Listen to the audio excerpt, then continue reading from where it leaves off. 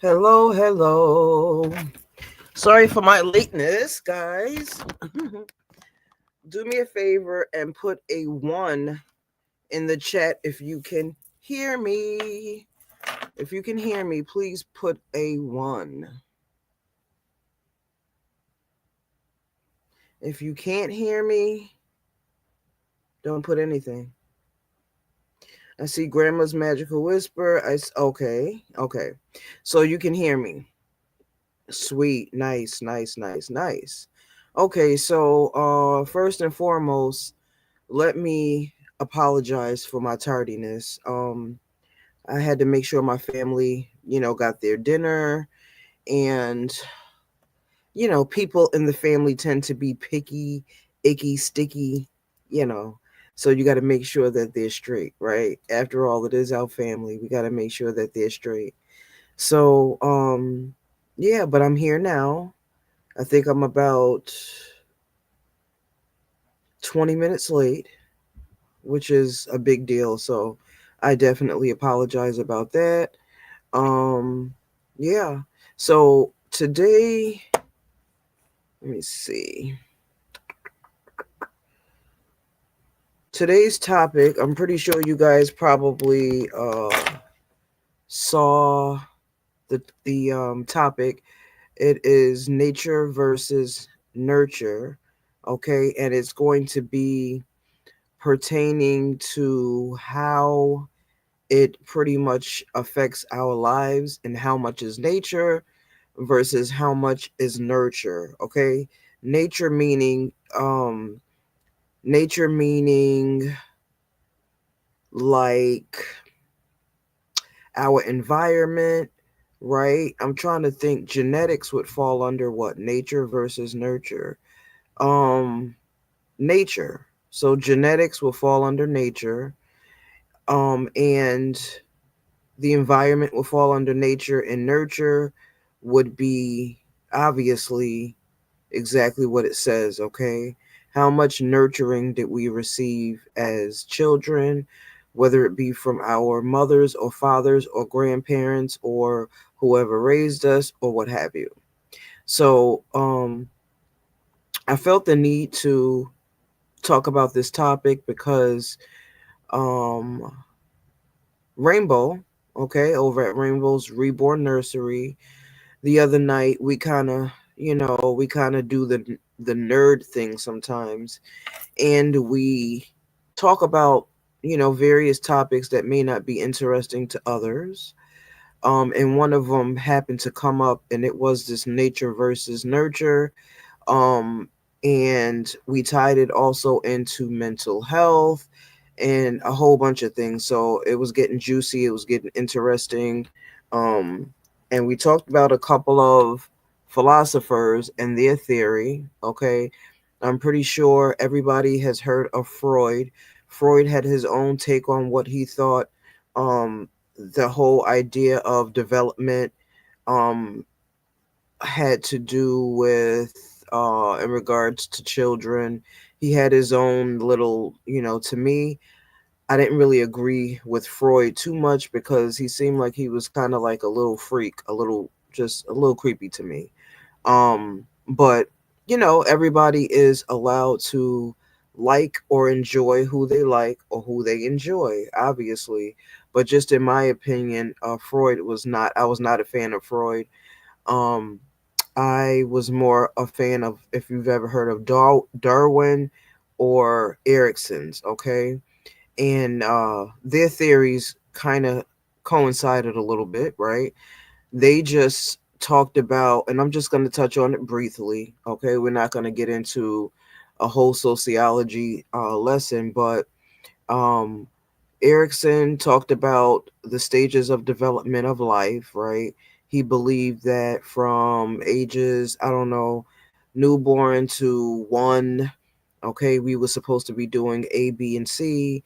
And he entitled these stages with definitions. Okay, um, so each of these stages he entitled. Okay, and basically what he said is that in each of these stages, from ages being to being, okay, whatever age range he gave it, which I'm not really going to pull it up and just get into specifics, but basically what he said is like, for instance, from age 0 to 2, a baby should be doing A, B, and C, okay? And then he breaks it down. He gets into young adults and adolescents, and he gets into preteens, and he gets into adults, and then he gets into middle age, and then he gets into the latter, the end stage, or I guess you could say the seasoned folks, or the elderly, okay?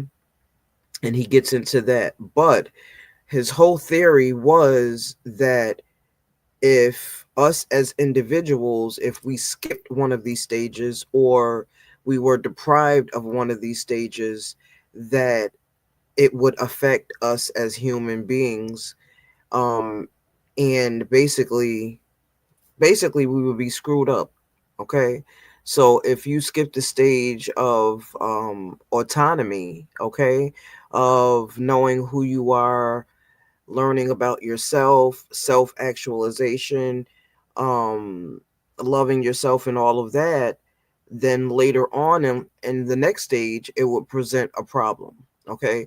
So Rainbow and I kind of touched on these things briefly, and we thought it would be a great topic to touch on because in my opinion, in this sector and a bunch of other sectors, mental health and some of these stages that have been, there's been a lack in, to me it seems like it affects a lot of people, okay? So that's when you start getting into the adult that behaves more childlike. That's when you start getting into the adult that's not really that mature. That's when you start getting into, oh my God, he's 50 years old. Why is he being a player? Why isn't he settled down? And, so these stages do affect us. And a lot of times we want to revert back to the stage and do, and I guess you could say, as it pertains to this sector with reborn babies and what have you, um some people, I guess, could probably even say that, we want to still be little girls, we want to play with dolls, and that may very well be true, okay? I'm going to speak to myself on that and say, for me, that's definitely true, okay? I definitely still have a little girl in me. I love playing with my dolls, and and personally it's because I wouldn't say so much that I completely missed that stage. However, um that stage was affected by nature, okay, by my environment around me, where I could say I didn't have a full childhood, okay? It was definitely, what's the word I'm looking for? It was it was affected by trauma. Okay, it was affected by trauma. So therefore, even though I did play and different things like that, when you're a kid and you're so worried about what's going on around you, obviously you can't fully enjoy your childhood, right? So yeah, so that's what we kind of talked about. Let's see if I can share this link. Let's see.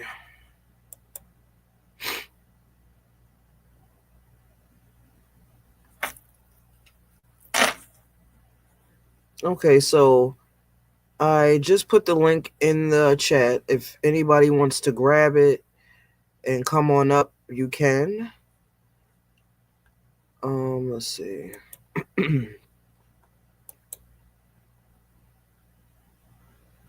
Okay.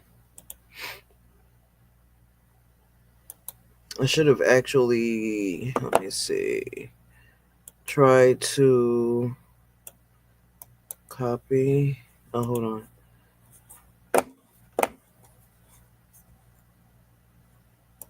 I'm gonna try to send it to you specifically. Let's see. Da, da, da, da. Hopefully everybody is having a good Sunday.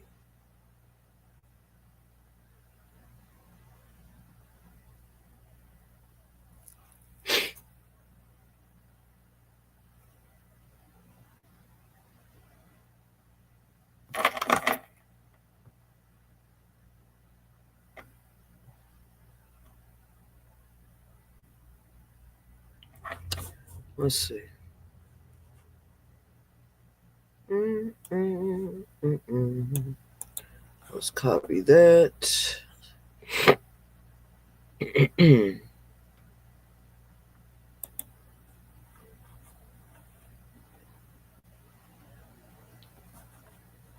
That is not what I meant to do. Okay. Okay. So, um, Rainbow, if you can grab that link or whatever, if you want to come on up, you can grab the link. I'm pretty sure I shared it here in the chat. Let me see. Okay. Yeah. So, and I'm still learning how to work this StreamYard thing. So just bear with me.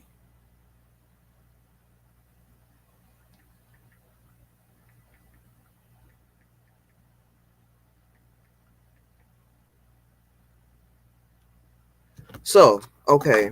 Let me just get a sip of coffee here. And it is yum, yum, yum. Yes, thank you, Grandma. Magical Whisper. Um, give me a thumbs up. Okay, drop some comments down there for me, and I would really appreciate it. So, nature versus nurture. Okay, so, in my opinion, I believe obviously that both of them play a large part in our lives, um, as it pertains to our development and us becoming young adults and evolving into older adults. Okay, I believe both of them play a part. I wouldn't necessarily say that one plays more of a part in our lives than the other, because I truly believe that both of them equally. um oh, okay. It's okay, so just let me see.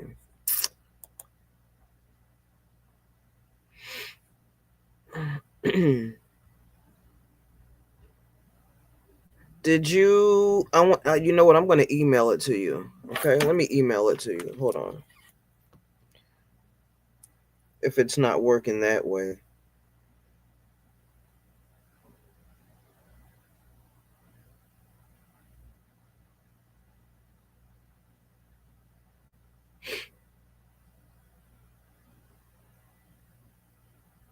Mm-mm-mm-mm-mm. Yeah. Let's see.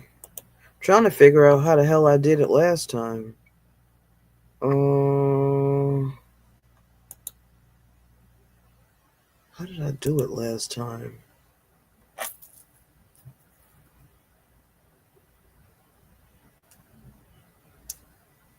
I don't remember.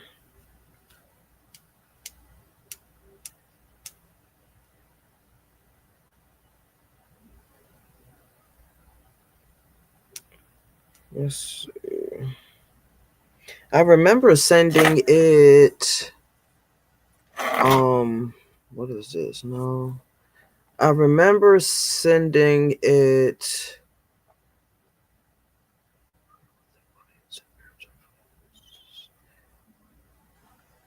personally before. I was sending it to emails, but I don't remember how I did that. It's not really giving me that option right now. Let's see.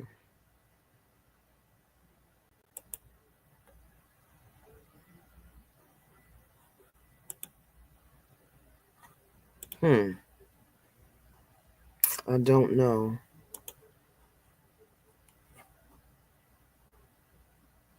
How did I do it?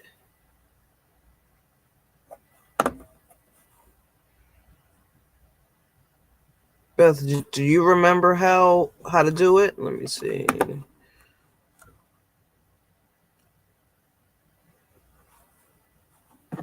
See, I do not remember.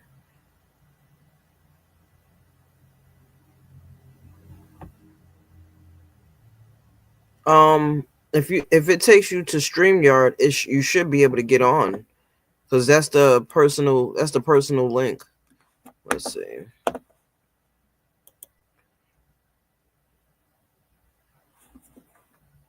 Um,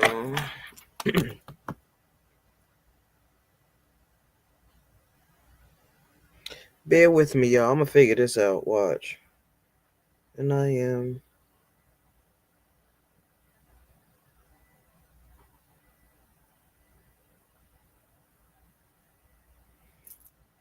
See, if I went live on my phone, I know I would have been able to do it.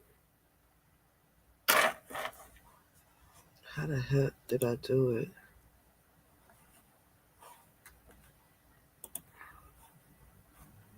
Show comments on stage. Oh.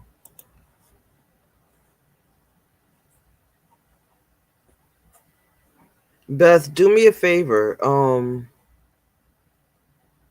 Grab the link that's in the chat and see where it takes you.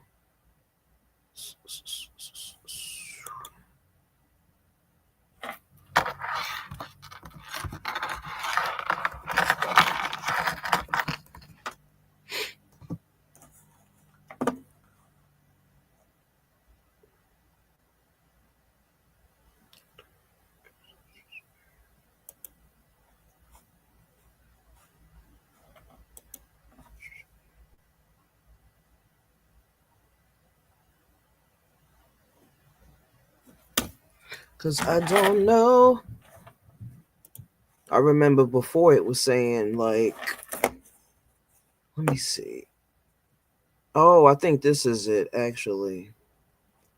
Um, invite guest. Okay, let's see. Guest can stream this into invite guest.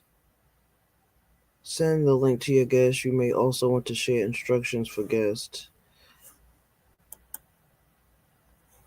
Copied.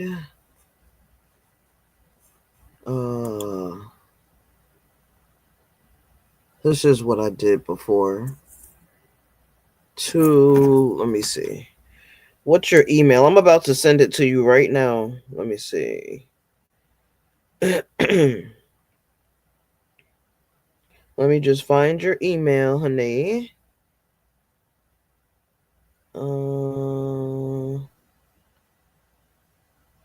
What is your email? Damn it. Let me see. Oh, okay. Oh, well, you popped up.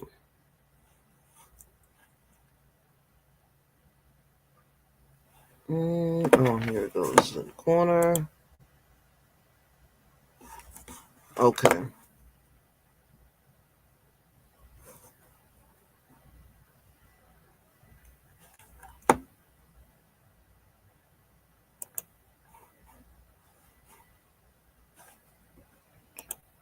Bear with me, guys. I'm just sending the link out here. Let's see.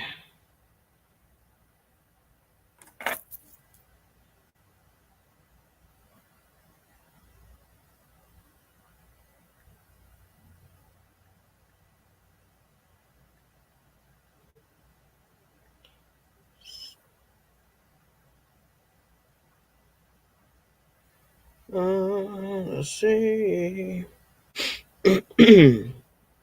I'm getting it together. I got it. I got it. I got it.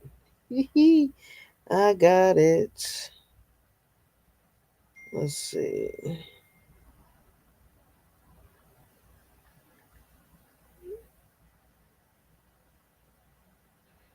Uh-huh.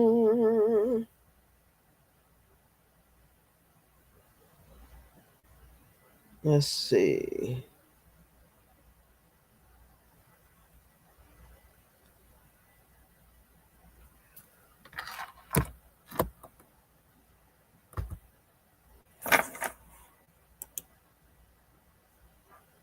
Where you at, Carla?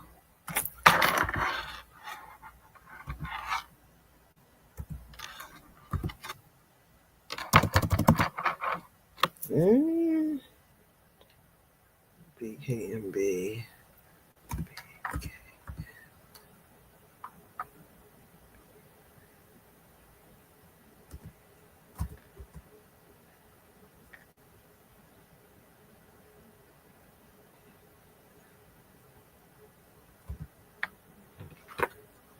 At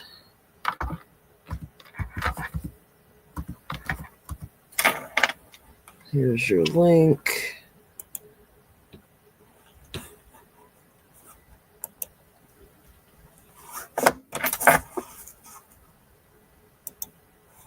Okay. Now, thank you, Carla.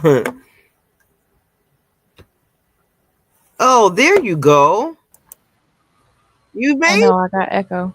Can you hear me? yeah. You made it. So see, you figured out how to do it. Yay, you. You figured it out, girly. I figured it out. Oh, gotta figure out how to get the echo off my stuff. So when you got it from the link that I sent to your email, or did you grab it from the screen down here from the chat? There's no echo. Okay, I think I got there was echo on my end, but I think I fixed it.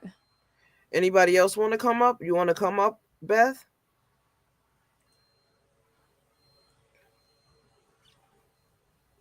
My lighting is something else, bro. Grab you a cheap ring light. That's what I'm Um, gonna do. I had one, but it got broke. I had to wind up throwing mine away because it had, I don't know, like a short or something like that. Carla, would you like to come up? And Beth, would you like to come up? Because I know how to do the link now. It says present or invite, and I click on that, and it shows me the link, and then it gives me a choice to send it via Gmail, email, or a couple of different other ways. So, oh my, I had to get some coffee. Me I too. think That's Beth what I said got. I she need my did. caffeine. Beth, I got to figure out your email address. Or maybe I can send it through. I wonder if I can send it through IG. Oh, you can send it through Messenger too? Oh. We just look like a bunch of old ladies trying to figure out I technology. know. It's terrible. This is terrible. Hey Um, Carla, hey Beth. no, I'm watching. Okay. Okay, so I don't know if you said I do to you want if you want to come up or not. Just let me know if you want to come up. Okay, so basically you already know what I was touching on. I was saying that no problem. No problem, Carla. Hey, boo. um we were touching on the whole nature versus nurture thing, and I believe the last thing I said was that I feel like maybe equally they play a role in our development or evolution from child to adult. Nature being genetic and environment and nurture being how you were basically nurtured as a child, you know, Yeah. um what what love you got, which family member you bonded to, so on and so forth. Well, maybe they're not equal. I don't know. I would have to kind of think about that. I don't know if What do they're you think? equal. I think okay, so here's my thing. Like nature, obviously is important because basically okay, the whole debate nature versus nurture, nature being like our traits, behavior, personality coming from like, like you said genetics and biology, so like whatever you got from your mom, dad, ancestors all the way back. What's in your Hmm. brain and your blood?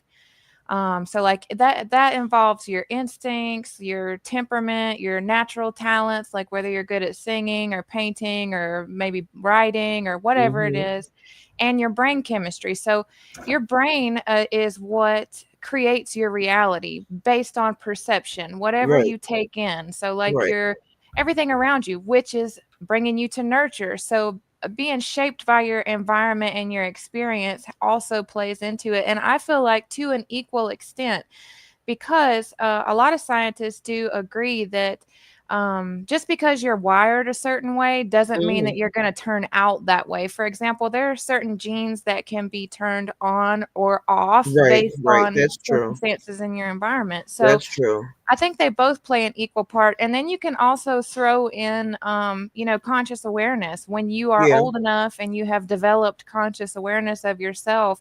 And as that starts to develop, the more you work into your conscious awareness of yourself, the more you can affect what Right. your brain perceives about your own reality. But Okay. I think even that's affected by nurture as well, because if you're think about it. You've got one child, maybe you have two siblings, and they are separated, right? And one is Hmm. one household and one is in another household, and both receive completely different upbringings. Like let's say you got child A, and child A is raised up in a loving, nurturing, stable environment where they Hmm. receive education and proper nutrition and proper guidance on how to develop as a human being and be a Hmm. functional member of society. Hmm. And then let's say you've got child B, and child B is brought up in an environment of absolute chaos and turmoil and not provided with the educational tools that they need and resources they need, or even nutrition that they need. Hmm. So you've Hmm. got one child here that has more of an opportunity to learn to self actualize and to learn to develop themselves. And then you've got the other one that's probably going to be delayed because Hmm. they're not going to have access to that themselves until they're Right. able to bring themselves out of that Hmm. environment, if they even are able to survive up until that point. Hmm. Hmm. So, what do you think about? I'm going to play devil's advocate here.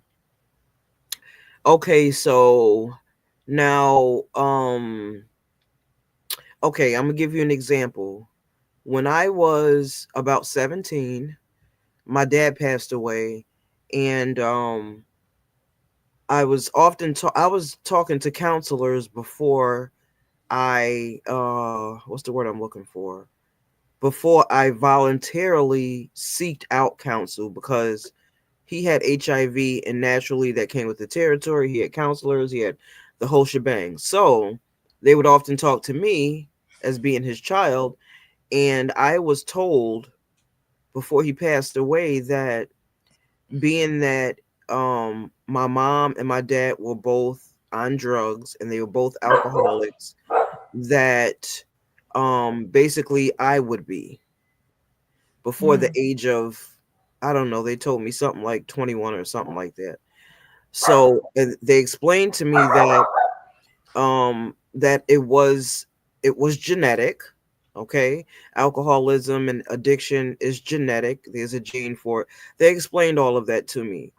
Now, how would you? Okay, so that's the whole nature thing, right? So how would you explain the fact that I consciously chose to fight back against it, and I didn't become what I was told that I would? I would say I have kind of a similar experience, so I can draw from what happened with me. I can't say definitely like what happened with yours, but for me, I know it had to have been conscious awareness at some point. Mm-hmm. Just simply due to the fact that my mother and my father were both addicts. My mother had me when she was 16 years old, and Mm-hmm. she had been addicted to drugs since she was 12 years old. And then my father was also an alcoholic and an addict, and he had some other traits as well that could have been passed down genetically and caused issue. Mm-hmm. And I do, I'll be forthcoming and say that I did tamper with and have my own addiction issues when I was younger. Right. Right. Um, But but I'm talking about, they tell you that you're pretty much doomed and that, your entire life you're going to be just an addict. no, I don't. Well, no, I don't believe that anybody's ever doomed. I think that's false conceptions that people have, Mm-hmm. and I think that's lack of awareness. I think that comes from a lot of different things. For example, you may be genetically wired to be an addict. Like everybody Mm-hmm. that is born with that genetic anomaly that causes them to become more addicted, that can be either activated or it can be deactivated. And that's where nurture comes in. And it also comes in consciousness and self Mm-hmm. awareness. And I think the self awareness is downplayed a lot in the nature versus Mm-hmm. nurture argument. Okay. And I'm going to say that's because I feel like the choice I made came from conscious awareness. I didn't want to end up like my mother. I didn't want Right. to end up Right. like my father. I saw their examples and I Right. felt the pain. That was very Mm-hmm. painful to grow up. I'm sure you can relate. It's very Yeah. painful to grow up and not have parents there. I can remember many nights laying in bed feeling extremely alone as a child and crying myself to sleep, just begging God to bring my mother to me. Mm-hmm. And I knew in adulthood that I didn't want to wind up like that. I didn't necessarily know the route to Right. achieve that healthiness or that Right. success Right. in life. But I think that comes from conscious awareness. I think it just comes So from a person. would you say that science is debunked then, when they tell you, like my counselor told me, that pretty much I am predisposed, and um that I was going to be what my parents were, and that my counselors told me that because of the scientific studies that have been done in accordance to their literature and what they were told to tell me. Can you So put that her in the part kennel? that part was definitely science. So would you say that science got it wrong, or would you say that there's just science may be right, but there's something in us as humans that can absolutely allow us to um override that genetic predisposition, or what have you? I would say that I think science can be behind because I think, in ways, science subtracts spirituality or consciousness. Some people can call it spirituality, some people can call it consciousness. We all label it different things. But in Hmm. my idea, I feel like it's exactly the same thing. But what, because, well, then you'd have to get into a whole nother debate. So I'm going to leave that to the side, but just point to that I feel like science leaves out study of consciousness and its direct effect on nature and nurture. That's why I say that's a Mm. very important application. We have to add in Hmm. studying consciousness versus and spirituality Right. and put that ball Right. into the mix Right. because it's absolutely not just nature versus So nurture. you Each think you think individual. that's the element that they pretty much did not add to it?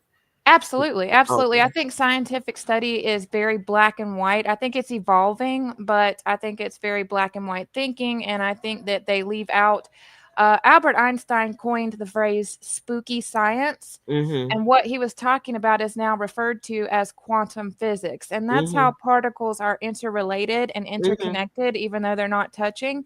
Right. And if you delve into that, I think that science is starting to catch up with the idea that Mhm. consciousness and spirituality are just as solid of a fact in determining a person's outcome as Yeah. chemicals and chemical structure and Right. brain and stuff like that. So, yeah, I think science is just delayed, but I don't think anybody is ever doomed to be the same as their parents or the same as anybody they have Right. genetic relation to. I think that can all be affected by conscious Hmm. awareness, meditation, spirituality, prayer, Hmm. devotion, things Well, like that. I totally agree with you, and I feel like with the whole science thing, I feel like for the longest time, you know, obviously society has kept, I guess you could say, religion, spirituality has kept that in a separate, um, in a separate category than science. Science is straight up science, and most scientists don't really delve into, they call it like supernatural or conspiracy, or you know and so it's like science, and then you know spirituality, or and most, just like for instance, with me being a nurse, I mean, I would look quite foolish if I went to my clinical instructor at the time and told her that, I saw a ghost or anything like that, because it has always kind of been a taboo, and it has always been where spirituality had its own little island, and science had its own little island. And most of the time scientists don't really believe the supernatural, or they don't really want to hear about it, and they definitely don't really incorporate it into science. So I think Right. that's kind of where, like you said, um if a counselor is telling you that genetically you're going to be this, boom, they don't they don't consider at all that there's millions of people who have actually beat, or I don't know if that's the right word, but there are millions of people who chose to go the opposite direction from being an addict or being what their parents were, whether it was abusive or whatever it was. There's millions of people who actually um uh um paved their own way, and they turned out completely different. Yeah, You they know, overcome genetic predisposition right, and because they somebody has paved their own to path. explain that to me, because if you're saying that no, it just goes this way, you're gonna be an out. You can't. I feel like you can't. You can't just basically shoot me to hell and say I'm gonna be nothing. Without anything else. Like I need to know. I need to know more. Like it's almost like society, and I'm not going to say science, but sometimes science, they tend to like to just slap labels on, and that's that, and that's that, and that's that. You Yeah, I know? think that's very psychological. I think that's very human nature to decide to do as a human being because humans tend to, our brains are wired for survival. And in order for us to survive, we need to know outcomes. We need to understand fully what's happening around us. We need to be able to see, hear, smell, taste, touch everything in our environment because that's Mhm. how our brains are wired. And I think what happens is that desire to be able to label something, to clearly understand it, it causes a fear within us. So when we don't understand something, we fear it, and when we fear it, if we can't fight it, if we can't run from it, then we'll either freeze or we'll fawn. Those are the Mhm. typical responses: fight, flight, freeze, fawn. Mhm. And I think that happens in science and study as well, because if they can't understand conscious effect or spirituality or Mhm. paranormal or things like this because they can't see it, taste it, touch it, smell it, Right, it's they not have tangible. difficulty study, it's not tangible, Right. exactly. I Right. think that when that happens, they tend to want to push it aside as if it doesn't exist, but just Right. because you can't perceive something in one light doesn't mean you can't perceive it in another way. And Right. humans are not just the five senses. We all have that tingling in our skin when we feel something that lifts our spirit, or we all Mhm. have that sense of, oh Absolutely. gosh, something's coming. We understand there could be a negative outcome. We all Mhm. have that kind of ominous pre-warning that our gut will give us, and that's just intuition. And I think that where science has failed but is advancing, I think it's advancing. I think they're Mhm. starting to understand that we have to study all of these aspects because even animals that live in the wild have intuition. How do you think that they find north and south, or where food's going to be, Right. or shelter or security? All of that Right. comes from intuition, and humans have that Absolutely. as well. Yeah. But we've paved this modern society where it's very simple. It's 9 to 5 jobs. It's, you've got to do Right. this, and this to survive, and it's a very tangible path to making it through life. But Right. there's more Right. to life than just making it through life. There is Right. all of these things that happen. People talk about it, especially now with it being close to Halloween, like supernatural experiences and Right. things like that. Where does that come from? I mean, science has even itself told us that we Yeah. can only see 1% of the visible spectrum. That means Mm-hmm. there's 99% of things out there going on and happening around you that you Right. can't see.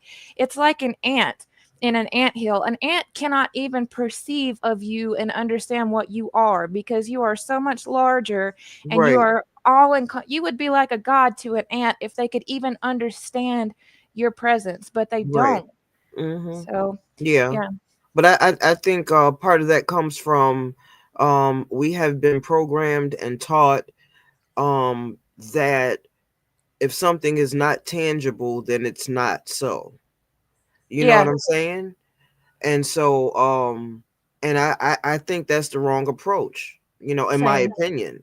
Because the thing is, just because something is not tangible, you can't say that it's not so, because other than that, how do you explain the other percentage of what's really, like, how can you explain, a person that, was they were predisposed to certain diseases like alcoholism and so on and so forth, and they, for instance, my sister, her dad, because she has a different dad than I do, but her dad and my mom, they did drugs together, and they told her, and she, when she became of age where she could drink and all of that, she didn't touch anything. Right. So, and she didn't even have a desire to. Me, on the other hand, I started out having the desire and the taste for the party life and drugs and all that. But how do you explain her? You Right. understand what I'm saying? And so I feel like that can't be swept under the rug, because there's something else. I agree. That even brings into question like the topic of, okay, is it just nature versus nurture and consciousness, or is it a predestined path? Do we have a Mm, predestined path, or do we actually have freedom mm, of choice that plays into there? Because if you think about it, when you think a wow. thought, did you know that you were going to think that thought prior to Right, thinking it, right, or did you yeah, just hear it being thought? Are you observing yourself in action, right. or are you making decisions in your actions? Mm-hmm. Because how many times have people done something, made a mistake, or done something that caused an issue in their life, and then reflected back on that and goes, man, I wish I hadn't done that? Did Right, that come from your brain's pre-wiring, or did that right, come right, from a right. predestined path, or Yeah, how does that play into it? Do we right, have a destiny, or do we create our destiny? How does right, that work? right. That's almost like the chicken before the egg theory, right? Yeah. Mm-hmm. Yeah, yeah. So I'm just, I'm not the type of person, and I've never been the type of person that someone tells me something and I just take it for face value. I've always been the type to, to try to delve into it a little bit deeper to figure out, wait a minute, and I guess you can call me a troublemaker because, I mean, some people just be like, okay, oh, that's how that works. All right. I've Mhm. always been the one like, okay, well, explain more. I was always the kid like, mommy, but why? Yeah. You Oh, know, yeah, and that's like my kind of people right there. why is sauce red? Because Yeah. because it has tomatoes in it. But why? Right. Where does the redness come from in the Right. tomatoes, and what makes Like, us I've perceive always it been as like red? that. And I guess you could say, I don't know if it would be called rebellious, but I've just always been very inquisitive, and very much, I just don't believe things for face value, unless of course they're proved without a shadow of a doubt, then I'll leave it alone.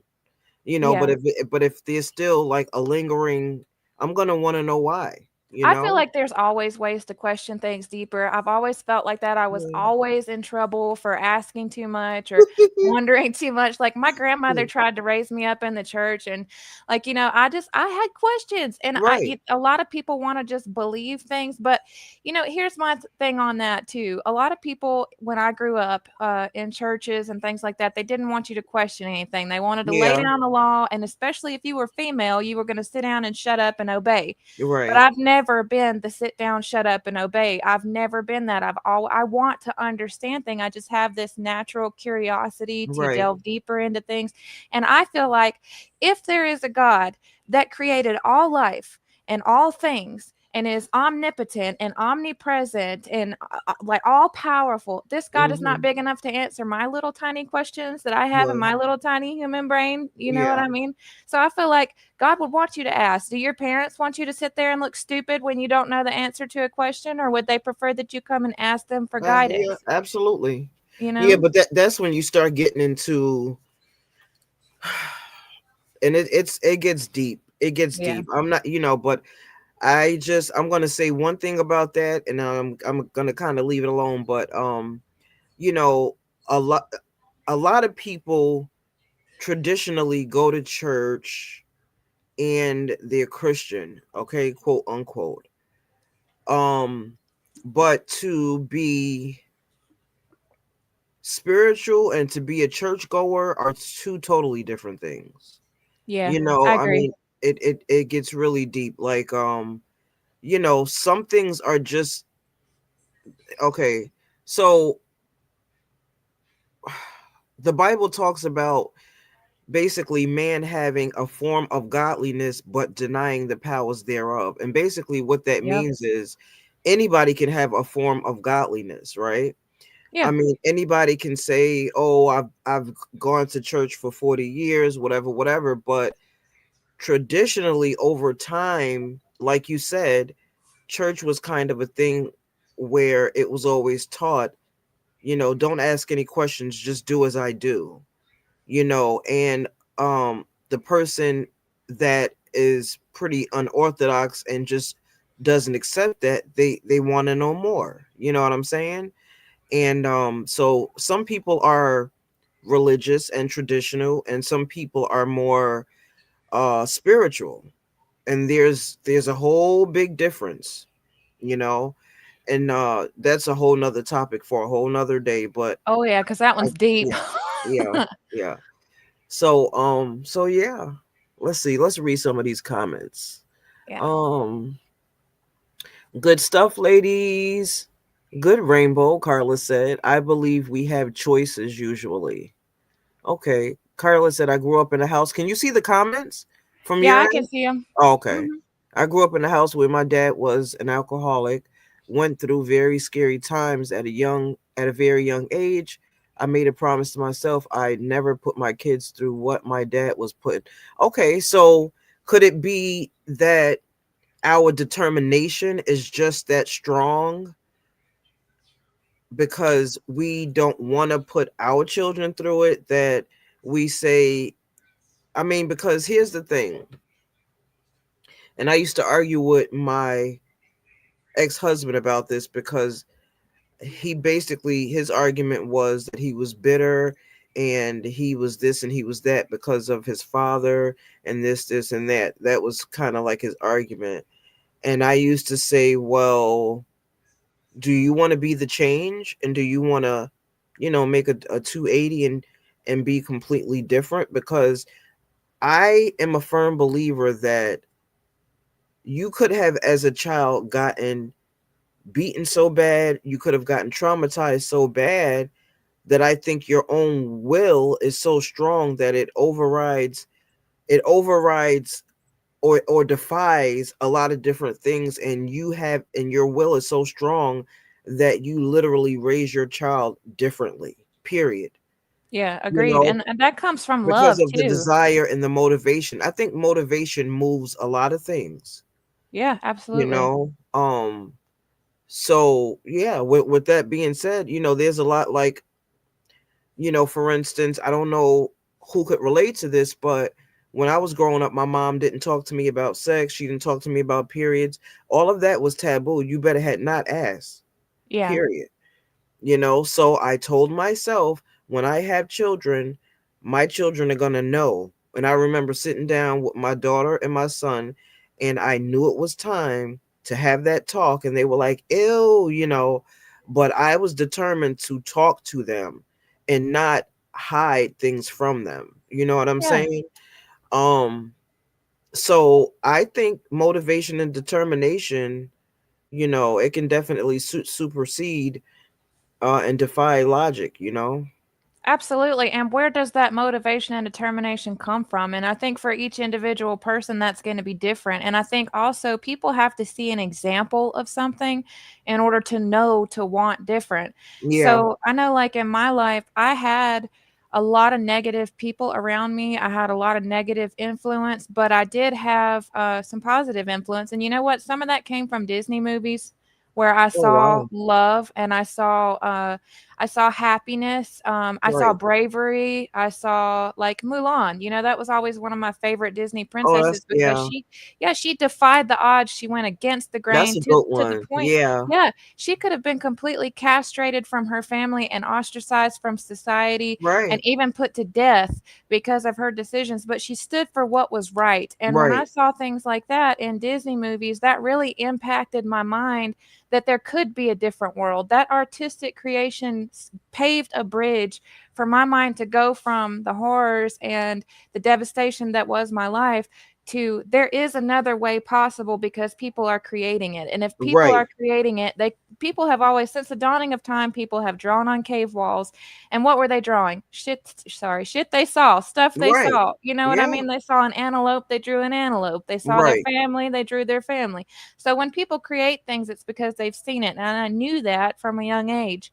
So seeing Disney movies and things like that and shows like Leave It to Beaver and Andy Mm-hmm. Griffith and things like that, it made me see that there was a possibility to have positivity in life and to make different Hmm. choices. And they even showed characters in different movies and TV shows and things that did struggle with things initially, Yeah. but Yeah. that learned to overcome it. And so even knowing that that's a possibility is very Hmm. important for the human mind. Your brain is what they call neuroplastic, and neuroplasticity is where your brain can be wired one way, but through learning, it can rewire itself. And Mm. how that happens is gradual and over time. And I believe that's what Jesus was talking about when he talks about sanctification being a lifelong process, Mm. sanctification in scripture being becoming more like Christ. Right. That's a lifelong process, and that it says to be transformed by the renewing of your mind. Don't become Right. like the world, but be transformed by the renewing of your mind. That's Oh yeah. neuroplasticity right there. That's why I say Yeah. science and Yeah. religion can go hand in hand because it's talking about the That's same good thing. stuff. Yeah, your That's good brain can stuff. be rewired, and it just Right. takes consistency. And, like, for example, you're learning how to play the piano. You're going to tap those keys the first few times and go, this sounds like dog doo doo. I'm never going to do this again. I'm not good Right. at it. Well, you can get good at it. If you Yeah. practice, you learn, you read things, you figure out how Mm-hmm. to do it. Your brain is very powerful. It's like a computer and you can program it. And that Right. is the transformation and the renewal of the mind. Yeah. Yeah. It is. It is. And as it pertains to, you know, not wanting to be a product of your environment, you know, that powerful neuroplasticity is something that happens if you're motivated and determined enough. Yeah, You know what I'm absolutely. saying? Yeah. And I think some of that motivation and determination can come from those negative experiences. That's why I think the Bible tells us to be joyful in all of our experiences because that is what creates who we are at any Yeah. given point in time. I would not be who I am today had it not been for everything that I went through. Everything Mhm. that I went through taught me different lessons and taught me different things about life. And I tell my mother all the time because I talk to her sometimes whenever she has phone calls, she'll call me Mhm. and I'll tell her because she's still very remorseful and she regrets things in life a lot. She regrets a lot of her decisions and she'll say, I'm sorry I wasn't there for you. I'm sorry I didn't, which is very Mhm. nice to hear. I Right. appreciate that. But I also want her to know that I'm grateful for the lessons that I was taught because she was Absolutely. my mother. If she had not been Absolutely. my mother is stubborn as an ox, bro. And Yeah. like, she used it for her own detriment, but I still think it's a good trait. It's okay to be stubborn as an ox Right. because being that stubborn, that's Right. determination. Right. That's Right. sheer Right. will, It just has to So be channeled in a different way. That's all. right, Yeah. exactly. Uh-huh. Yeah. Absolutely.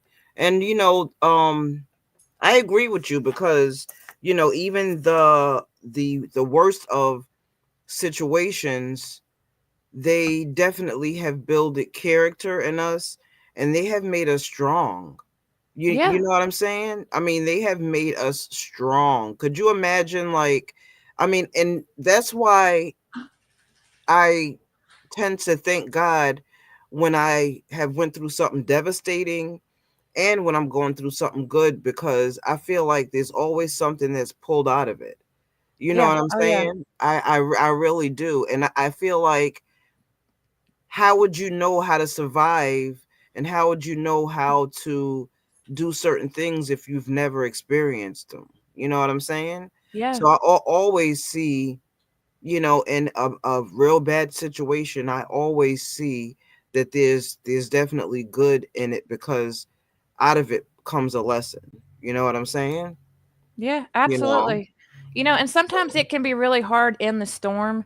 You know what I mean? Like that brings to mind the story of when Jesus walked on the water and Mhm. he had the disciples in the boat and like it came up a storm on the sea and like they all got scared, because they're just like it's storming and like Mhm. who was it Simon Peter that looked up and saw Jesus walking on the water and he went out on the water because Jesus told him, he said, "Come Oh here." yeah. But the Mhm. waves are like rolling, and it's Yeah, like he it was scared. Yeah. can you imagine that? And Matt, put yourself in that situation. I'm stepping out of, are you crazy? I'm Yeah. stepping out of this boat. I'm seeing you looking like a ghost walking across this water. And I'm just Right. like, what is going on? You want me to come out?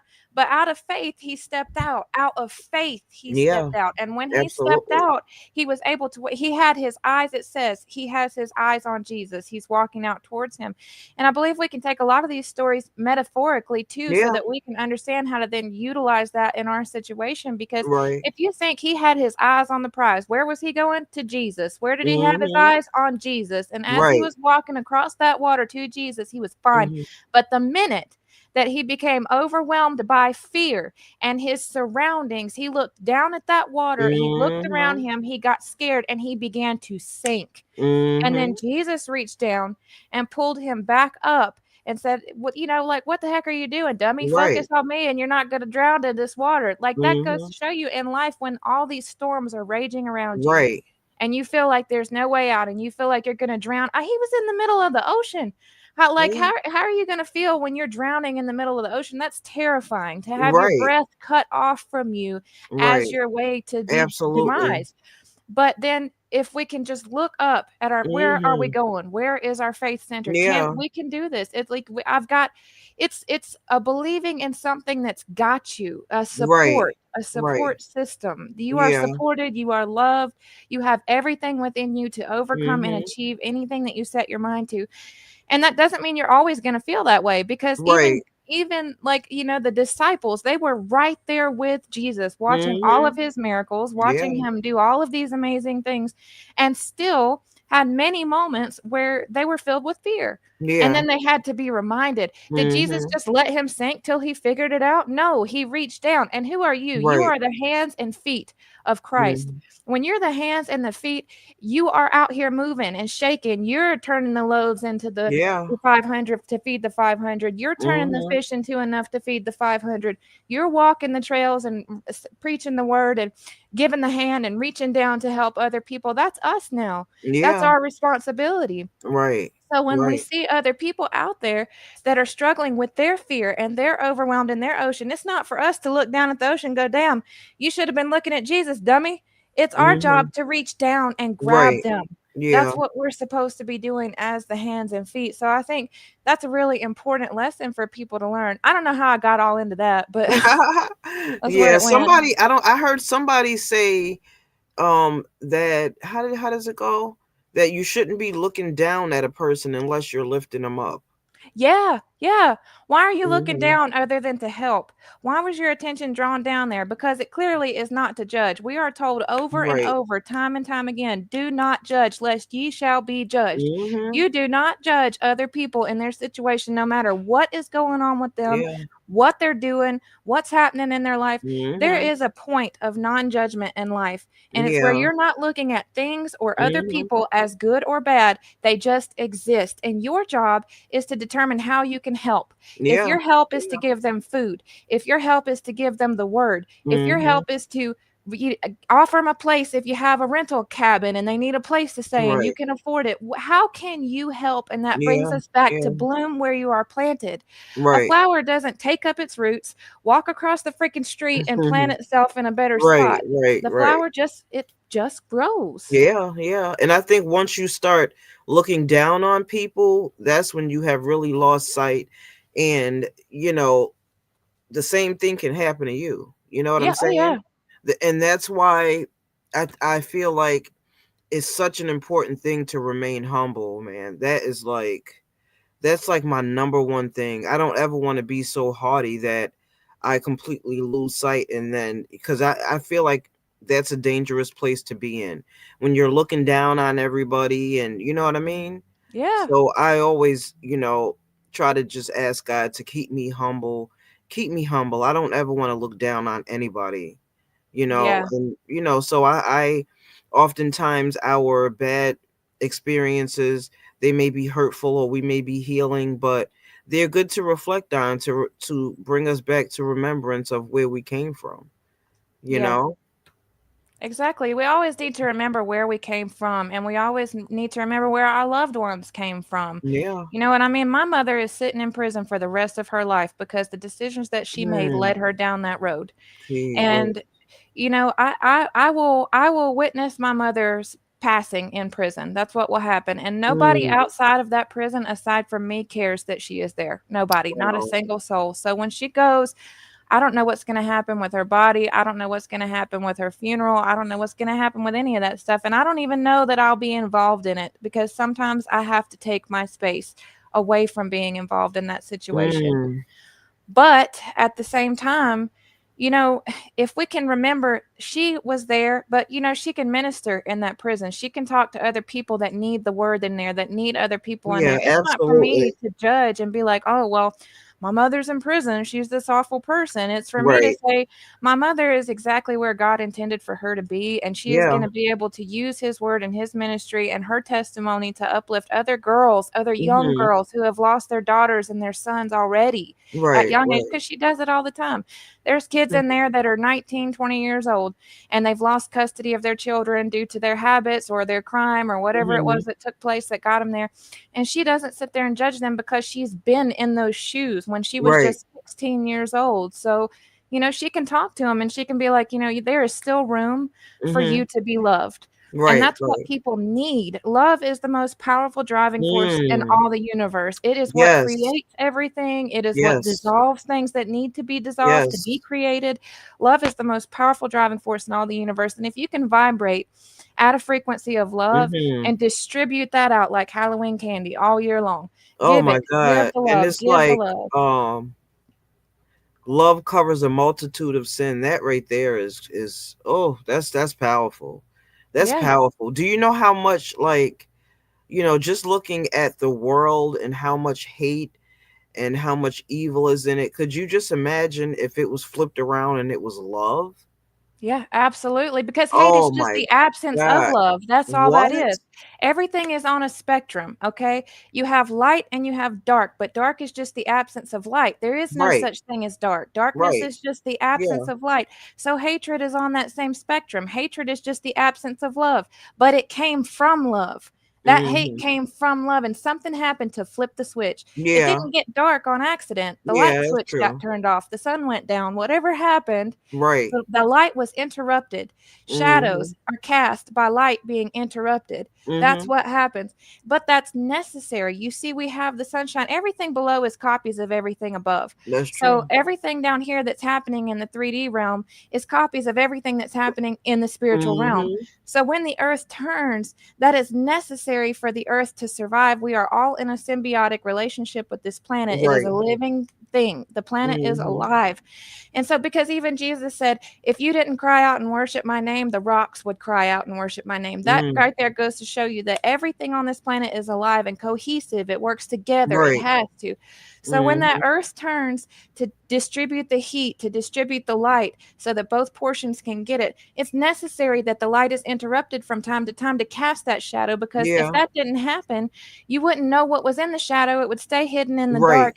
And that can't be true all the time, because if it Right. is, all kinds of atrocities would take place. And that's Right. what Right. happens when we Yeah. push that shadow aside and act like it doesn't exist. You can't just put people in prison and then pretend crime doesn't exist anymore. You can't Right. just cast people out of your life and then pretend that pain doesn't exist anymore. Right. You Right. can't just block off the sun all the time and expect to be able to Yeah. survive. Absolutely. Absolutely. I totally agree. That is, what? So one thing is needed. Like is one thing is necessary for the other, and I think that's why a lot of times, they say there's a thin line between love and hate. Yep. You know, Yeah. and I Yeah. mean, and I used to always question, like, how could these two people be in love and now they're just ripping each other to shreds, like they hate each other. You Because they know, hate the like pain. you They said, hate the pain. it's that switch, and Mhm.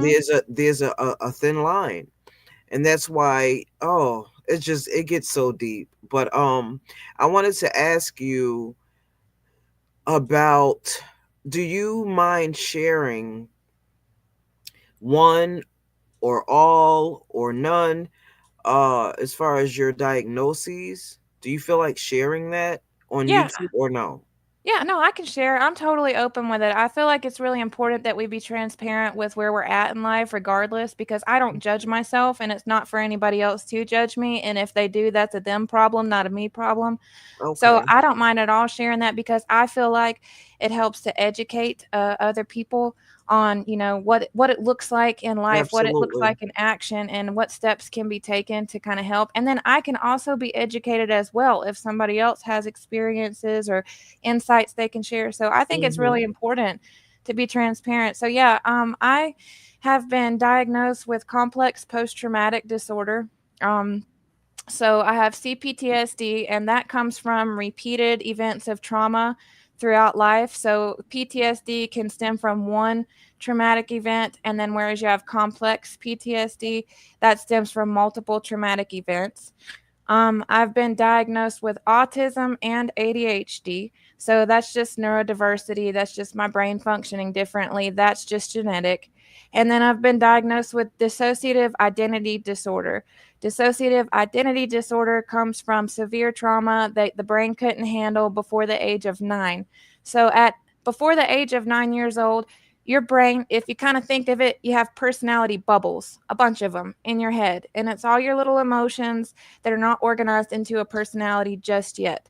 But by the time you're 9 years old, those bubbles fuse together to create one personality. So, who you are, your perspective, your memories are all shared now in this larger bubble of personality. But if you experience traumatic events that are severe enough that you can't escape from, your brain creates a new reality for you so that you can survive that trauma. If it did not, you would have died. So your brain creates separation, and those bubbles never form into one whole piece. So it's kind of like a pie that's been cut into slices. Each Mhm. slice is a personality, and memories are stored differently in each slice. Now, okay, so as it pertains to DID, um those other personalities, they're not reality, are they? It, Or it depends or on how or, you. or would you put it, okay, so I don't want to say that. What I want to say is, because they are reality, but um how can I say it?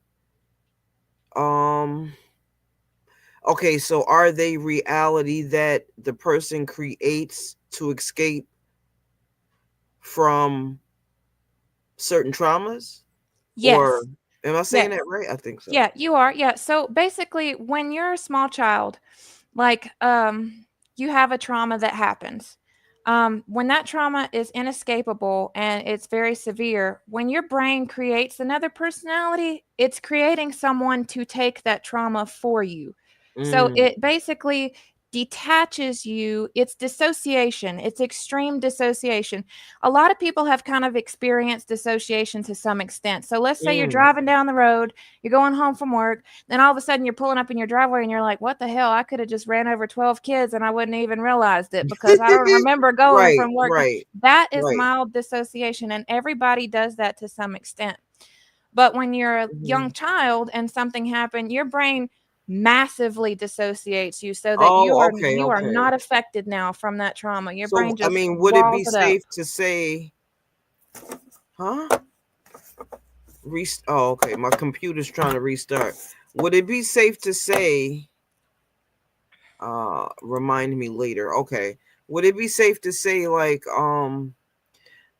because I've been in counseling and stuff, and like a lot of things that took place in my childhood, even good memories, some of them I just don't remember at all. It's almost like it's almost like a block missing out of time, and I don't remember. Like my sister will be like, "Do you remember?" And I'll be like, "No, I don't." And like we were doing the Halloween tag, and one of the questions was like something like one of your fondest Halloween memories or something like that. Like I'm missing a whole freaking span of time. Yeah, that's dissociation. So when that happens, you know that you have had dissociation and your brain has stored those memories elsewhere in your mind. So I would say it's important to talk with someone about that, because if you have blockages of memory from childhood, that shows that you've had some type of traumatic event take place, Mm, and you probably need someone to help guide you through, and say, you could have DID, you could have different forms of these dissociative effects that take place from childhood. Like there's OSDD1 and there's OSDD1B. So there's different types of dissociation that a person can have, and it's all based on individual experience and how the mhm. brain formed and shifted. But Right. yeah, not remembering large portions of your childhood is an effect of dissociation and Mm, traumatic events that have taken place. Like for example, I have massive amounts of success in high school and can't remember how the hell I got it. I have no clue. I have no idea. I don't know. I mm, don't remember it. I don't remember any of my high school. But if you ask me at a different point in time, my answer might be completely different. That is oh wow. probably because a switch has taken place. Because what Yeah. happens when you have alters is, so DID is very complex. When you have alters, those different pieces of the pie, if you think of your Hi, body, Andrea. Sorry. it's okay. Hi, Um. Andrea. If you think of your body like a van, okay, like a Mhm. minivan, you've got the driver's seat, you've got the passenger seat, and then you got, the middle seat, and then way back in the back, you got a very back seat. Mhm. Okay, so your body's the minivan. One alter could be driving the minivan. So that person can see out the windshield. They're in control Mm. of the vehicle. They're determining whether you're using the blinkers or not. They know where they're going while they're driving. Then you might have somebody in the passenger seat. The person in the driver's seat is called the front. The person in the passenger seat would then be a co-front, and there's not always someone there. Every time you go to the store, there's not always somebody sitting in your passenger seat. So there Mm. could be a co-front. That person would be considered like the person in the passenger seat because they're able to also see out the windows and they can see where they're going and they can ask questions, but they're not holding the steering wheel and they can't drive the vehicle or make the turn themselves. Mm. Then you might have people in the middle seat. Now, those people can kind of see what's going on, but the likelihood that they're going to be really interactive with who's in the front is very, very slim because they're in this middle seat and they might be looking out the windows back here a little bit, but they're not in control and they have absolutely no determination of where the vehicle's going. And then there's people that might be in the very back seat asleep, and I mean, they don't got no Yeah. clue what's going on. Right. And Right. so if you're driving from Tennessee to Florida and you got one person driving the whole time, they're going to remember, oh, we stopped over here and got gas. And, Right. we went to the Walmart and grabbed some snacks and, whatever else kept going. But the Right. person that was asleep way back there in the back, they don't know. They just know Yeah. that they started out in Tennessee. Maybe they know that. And then they wound up wherever else. And Right. that's how it works. Oh wow. That's interesting. Oh, yeah. Really interesting. It's really interesting to live. You're silly. But I mean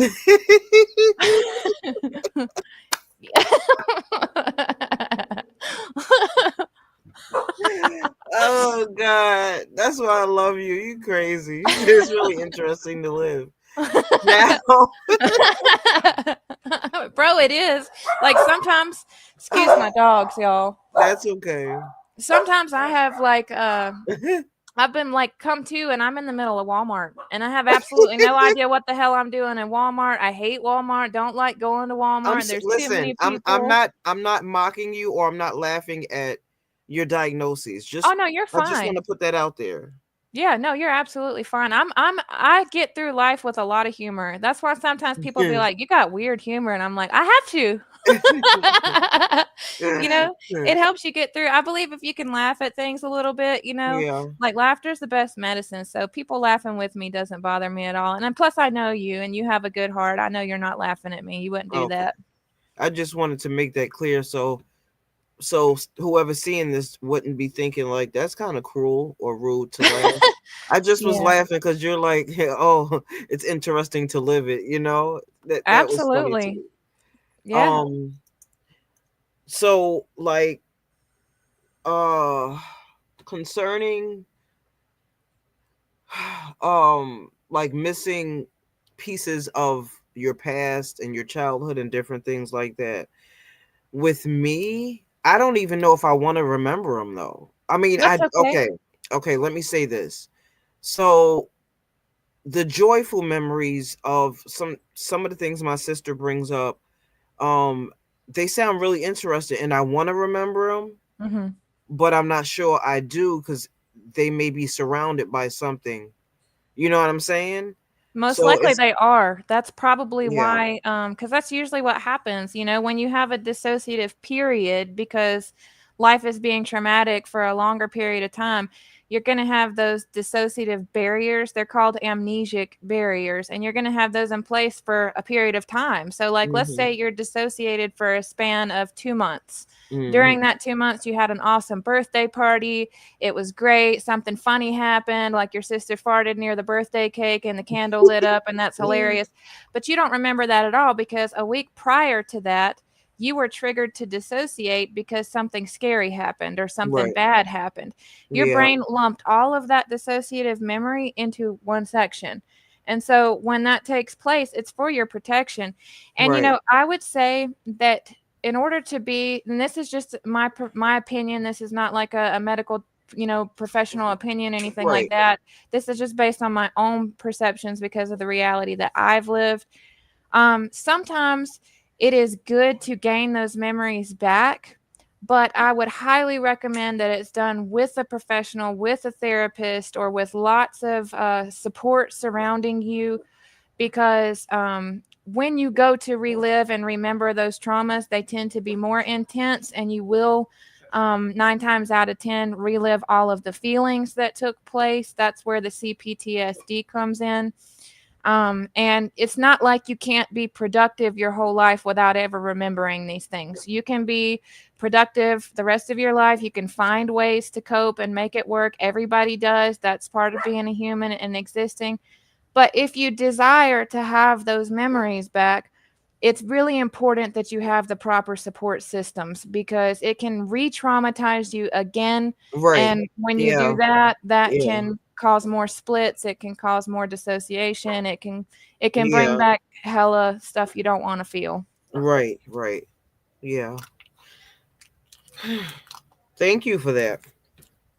Well, Mm. thanks for asking. So how do you deal with mm, how do you deal with your diagnosis like on a day-to-day basis? It varies. You know, I have some days that are fruitful and successful, and I'm able to cope very well. I allow myself to experience life the way that I experience life. And I try to live in a standpoint of acceptance, radical acceptance. Because if I don't accept, and sometimes I can't, but if I don't accept, you know, where I'm at any given point, I can't. I can't live. I can't. I have days sometimes where I'm able to go out and go to the store, or I'm able to have a really happy day, or get a lot of painting done, or you know, play with my kids and interact with them really well, have really good conversations that are lengthy and sustainable and that last and that I can remember. I can, you know, do some things like that. But on my bad days, I can lay in bed and cry all day. I can, Mm, because it sucks, you know, and it is hard sometimes. And to realize that I've lost years of my life, literally, I don't have any memories of my children when they were little. I have very, mm, very little. And that is a painful reality to live with, especially mm. because I've lost all my pictures and things like that of my children. So I have nothing to look back on of Wow. their toddler years, of their infant years, of things like Mm. that. And that's a really hard reality to face. Sometimes I feel like scared because I don't always have control of my van. So if Right. somebody else is driving my van, they're going to Right. go where they want to go. And that may not be Mhm. the same direction that I want to go, because Mm. each personality has its own likes, dislikes, interests, not interests, you know. That's why if you ever watch my channel, or if you have watched it for a while, you'll see like aspirations come up of wanting to do this thing and wanting Right. to do that. And then you'll see Mhm. a completely different side and you'll be like, what the heck? Mhm. That's the DID. I allow all of my alters to experience life if they want to front, if they are fronting. I give them permission to do so, because repressing them only represses the trauma more and only causes more pain and more suffering.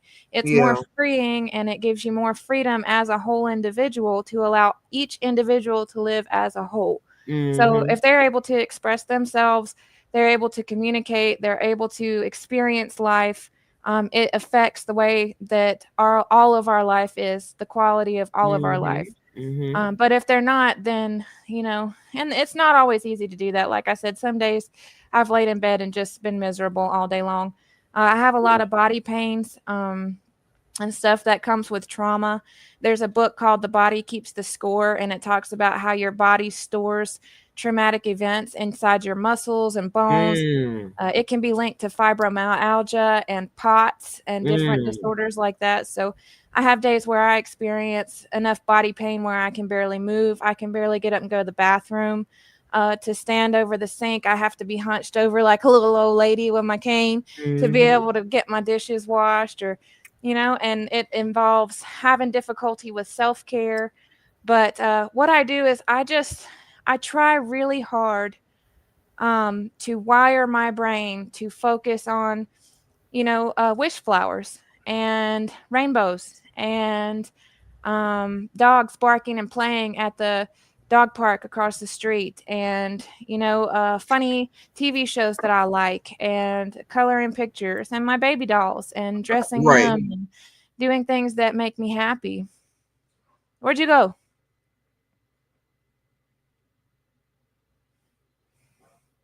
Janice disappeared. Now I'm scared because I'm left all alone. Somebody help me. I'm sorry. I hit the wrong button. I'm so sorry. Mom, you left me all by myself in the mall and I couldn't find you. um well, Rainbow, I think that you are pretty damn awesome. I do. And I love you for you. And I mean there's many reasons why I love you. For one, see, here's just the thing. Um, I just asked you if you were okay with talking about your diagnoses, but the thing is, hell, I'm crazy. I'm crazy in the bed out of hell too. And see, mental illness is all over this sector, this app. And it's not such a taboo, okay? So what I really want you to know is that if a person makes fun of your diagnoses, just know that just because one person has maybe one diagnosis and the other person has 10, that does not make a difference. It really doesn't. Because at the end of the day, they're all struggles that we all have to foot through every single day. And that's the truth of it. Right. I've only been diagnosed with two, which is anxiety and uh, depression, which I don't really claim either one of them, only because I try not to embrace them. But the truth of the matter is, they have manifested in those ways, right?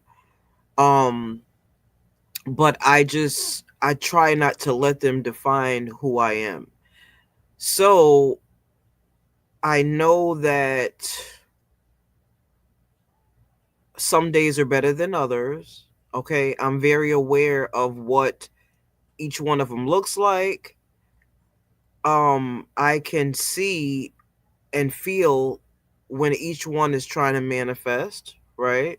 Mhm. And it's like, I feel like with mental illness, like the longer you live with it, the more you kind of know how to deal with it, Yeah. and so if I wake up in the morning and I can feel, the spirit of depression coming on me, like I know for me what works. I know immediately I have to denounce it and I have to get up. I have to move around. I cannot lay and sulk in it because it's going to take me out.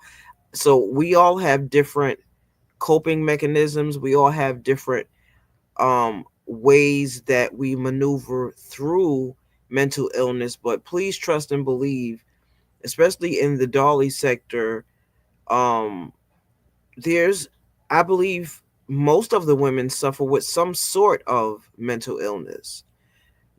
So Yeah. none of us can look down on each other, because the fact of the matter is we are all trying to navigate through this thing called life. Yep. Whether we have two diagnoses or whether we have five or 10, it doesn't matter. And my goal is always, and I've told you this and other people this, but my goal is for us to be able to edify and uplift each other. You know what I'm saying? Because the thing about mental illness is that it can isolate you and make you feel alone. Yeah. And that I know firsthand.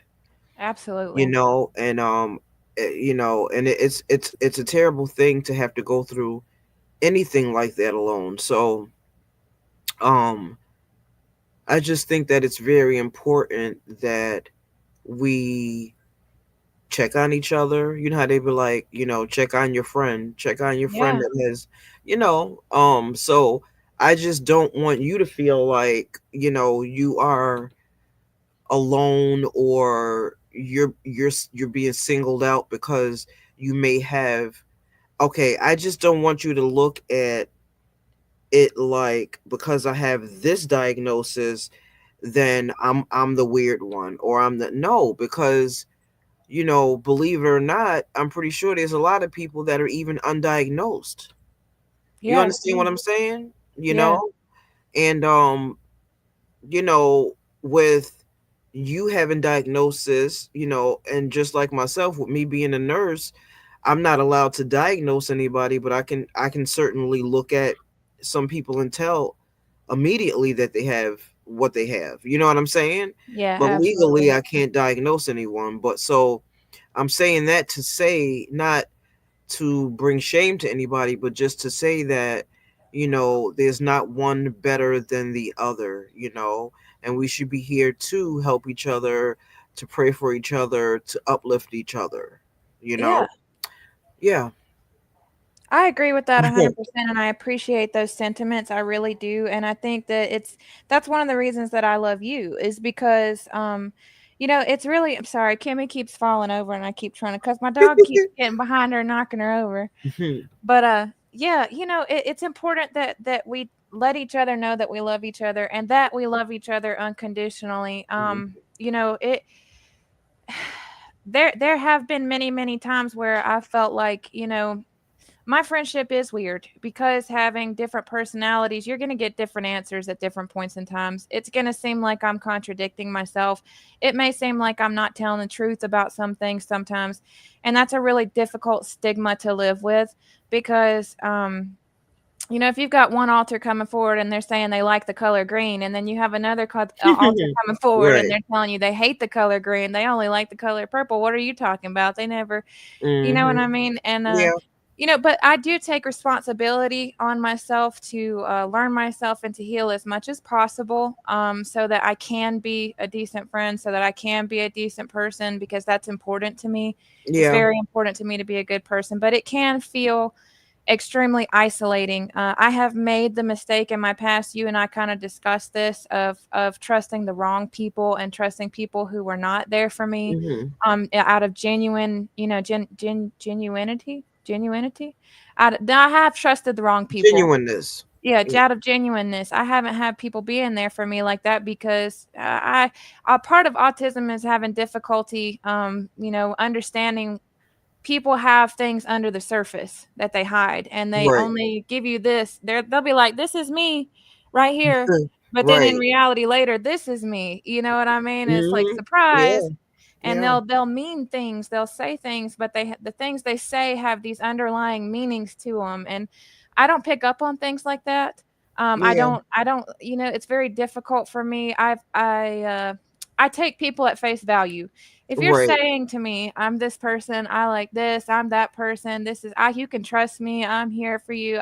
I believe that. And then when that belief is shattered, there is a mourning process and it's difficult, and that's happened multiple times in my life. So, Right. um, it is difficult sometimes, and sometimes I have felt very isolated and very alone. And with the CPTSD, there is a constant, and when I say constant, I mean daily. Um, it's called passive. I can't say passive desire to unalive. It's Mm. a passive desire to unalive, and what that means is your brain may think things like, it would just be so much easier if I didn't wake up. Mm. Uh, Okay. I my see what you're children, saying. yeah, it's like it's not a direct, "Oh, well, I'm gonna make this Yeah. plan to get to point B." Right. Right. Right.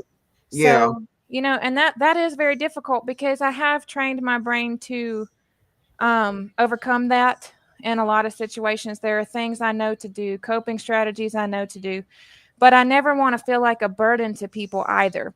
So that is a really difficult thing to wander around feeling like, your existence in itself is a burden. And so I try to avoid being a burden. If I feel down or I feel depressed or I feel like, all these negative feelings, I will isolate myself. I've done that literally my entire life. So it is very good to reach out to people that you love and care about. And I try to do it to make sure my friends are okay, to make sure, hey, how you doing? What's up? What's up? And sometimes people will say they're okay, they're fine, things are all right, going great, but it may not mean they are. So, Right. just being able to have some of those conversations occasionally, well, what you Yeah. got, what you got going on, or, let's play with our dolls or stuff like that, can Hmm. be really good things. And Yeah. I think it's just like you said before, and like we were talking about, love is very important. Love is Hmm. very, very important, and showing love is very, very important. Yeah. I definitely believe that. I believe that because, I just feel like love kind of fills that void where, it would otherwise kind of be lacking. You know what I'm saying? Yeah. And that's not to say, because sometimes you may not even know how to even help a friend. Okay. Yeah.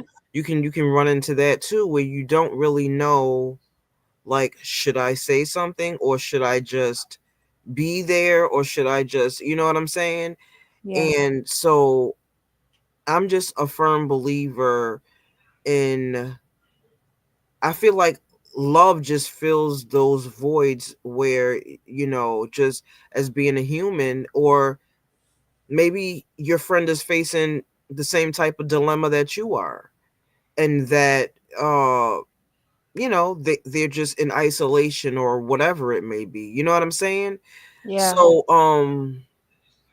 it's just important to, if you're if you feel you're capable of it, just to, and love does not cost a thing, right?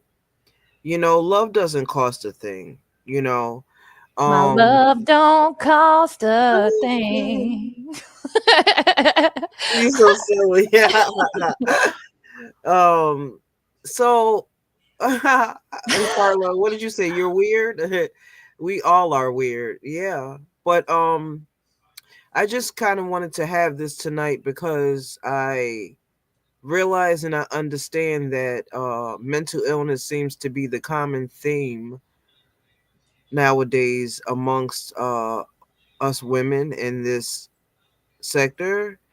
And it's just something that, to me, it's not really talked about a whole lot, Yeah. you know? I think some of that comes from avoidance. You know what I mean? People tend to want Yeah. to avoid their problems because they think that that's going to make it better. But, healing, true healing comes from Hmm. acceptance and understanding and Yeah. being accepted and understood. And in order to get those things, we have to talk to each other. Again, in the Bible, I'm going to point out more scripture. Iron sharpens iron. You know what I Yeah. mean?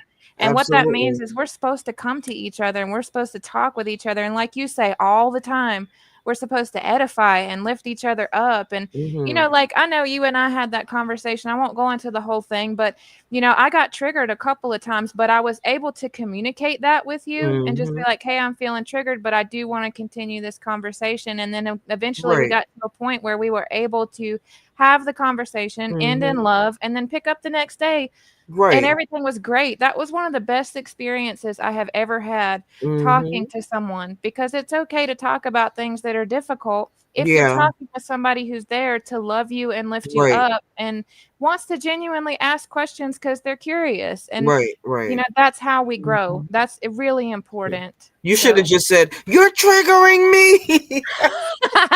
You're well, triggering me." part No. of that is I'm trying to grow past that. I don't, my triggers are not other people's responsibility. I Yeah, don't mind but communicating them, but it's also not other people's. I don't want people tiptoeing around eggshells with me. You know what I mean? I want mhm. people to be able to have conversations with me, and it's natural to get triggered in conversation Right, with right. other people. Everybody gets triggered. You know what I mean? You never Mhm. know. And you can't have a good, wholesome friendship if you can't face those triggers together. That's what Yeah. creates unity. So But that was, from my standpoint though, I was like, "Oh God, I don't want to trigger her." well, You that's you okay. understand what I'm saying? Yeah, So, but triggers are not um, always a bad thing. Triggers are not always a bad thing. yeah. Triggers in my view, triggers point to the problem that you're having. And Right. they're saying, "Hey, this is where our brain has an issue." And I think Mhm. sometimes it's good to lean into that because if Yeah. you can lean into those triggers a little bit, you can come Mhm. through with a little bit more healing. And so I've Right. always Yeah. tried to, since I started my healing journey, I've always tried to lean into the triggers a bit more. And that Yeah. has helped me to be a better friend, a better mother, a better Mhm. spouse because I'm able to communicate. I used to be volatile, and Yeah. I mean volatile. I would explode at the drop of a hat. If I Mm. was triggered, I would cuss you up one side and down the other. I would Wow. get you away from me, get away. It was Right. about that isolating. My brain Yeah. wanted to protect me, so it's going to Right, vomit right. rage. And I didn't want to be that person. But So I I think I learned, think that was like probably a coping mechanism, really. oh yeah, absolutely. To Absolutely. kind of get the person away. People Yeah. are not safe. So, and then, but Hmm. when I realized that was leaching out onto people that were safe for Right. me, that's when it needed to be reevaluated. Hmm. Yep. Absolutely. Okay. Let me read a couple of these comments here. Okay. Carla said mental illness is different for every person. Absolutely. Okay. We're all weird. Carla, you're weird. I'm weird. No. Let's see. Rainbow, I tend to be gullible and naive. I want to believe the good in everyone. Yeah, that's a big one. I was really, oh God. At one time, I mean, it was pathetic. My mom was like, you are just so gullible, you know? But I mean, I don't know. I kind of feel like if you have a good heart, you always do want to believe that this person is really what they're showing you, you Yeah. know? Or Um, even that if they're showing you something bad, you wanna believe that there's good in there and that right, that bad came exactly. from, yeah. Exactly. Yes. But And I that's think, where boundaries have to come into play. yeah, It's okay to understand that hurt people. It's right. okay to understand that bad behaviors came from some kind of trauma in the Hmm. past, but it's also okay to say, "I can't tolerate that in my life, and I'm gonna need to take some distance." Right, right. Yeah, but I don't know. I think I kind of like a challenge. I remember meeting this little boy in Walmart. He had to be no more than like I think 9, and he just out of nowhere started talking to me. He was with his grandmother, and he was like, you know, he was like, I'm bad, and I was like, no, you're Aw. not. You know, but he was like, he was really serious, and for some reason, he just kind of like a magnet just kind of clung to me. He was following me around. His grandmother was, and I can tell that I knew what the dynamic was immediately because the grandmother was kind of telling me that she was there to find something for a date and she couldn't wait to go out drinking. And the little boy, he just was like trying to let me know that he was bad, that he punched his teacher. And, you know, so Poor I baby. was just so fascinated. And I'm like, okay, I'm like, okay, so I'm like, why are you bad? He's like, well, because I'm always it's almost like it was his way of getting attention from his family Yeah. members, He doesn't know any you better. know? And so I said to him, I said, I can see you being good though. And he was like, sometimes I'm good. He was like, I like you, Oh. you know? And I wind up seeing this little boy twice. I don't know how. I saw him one time in Sam's Club and I saw him at Walmart. And I'm like, why do I keep crossing his path? And every time I cross his path, he's like, hey, I remember you. You know what I'm saying?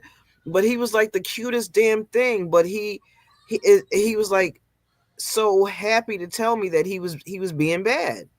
You know? Oh. So I told him, I said, well, try to have one good day where you don't do something bad or you don't, I guess he be like terrorizing sometimes like his stepmom and different things like that. But you can tell that the grandmother, and God bless her, but you can tell that it was almost like when he was saying he was bad, she was like, yeah, yeah, he is. But she was more concerned about her date, about going to the bar.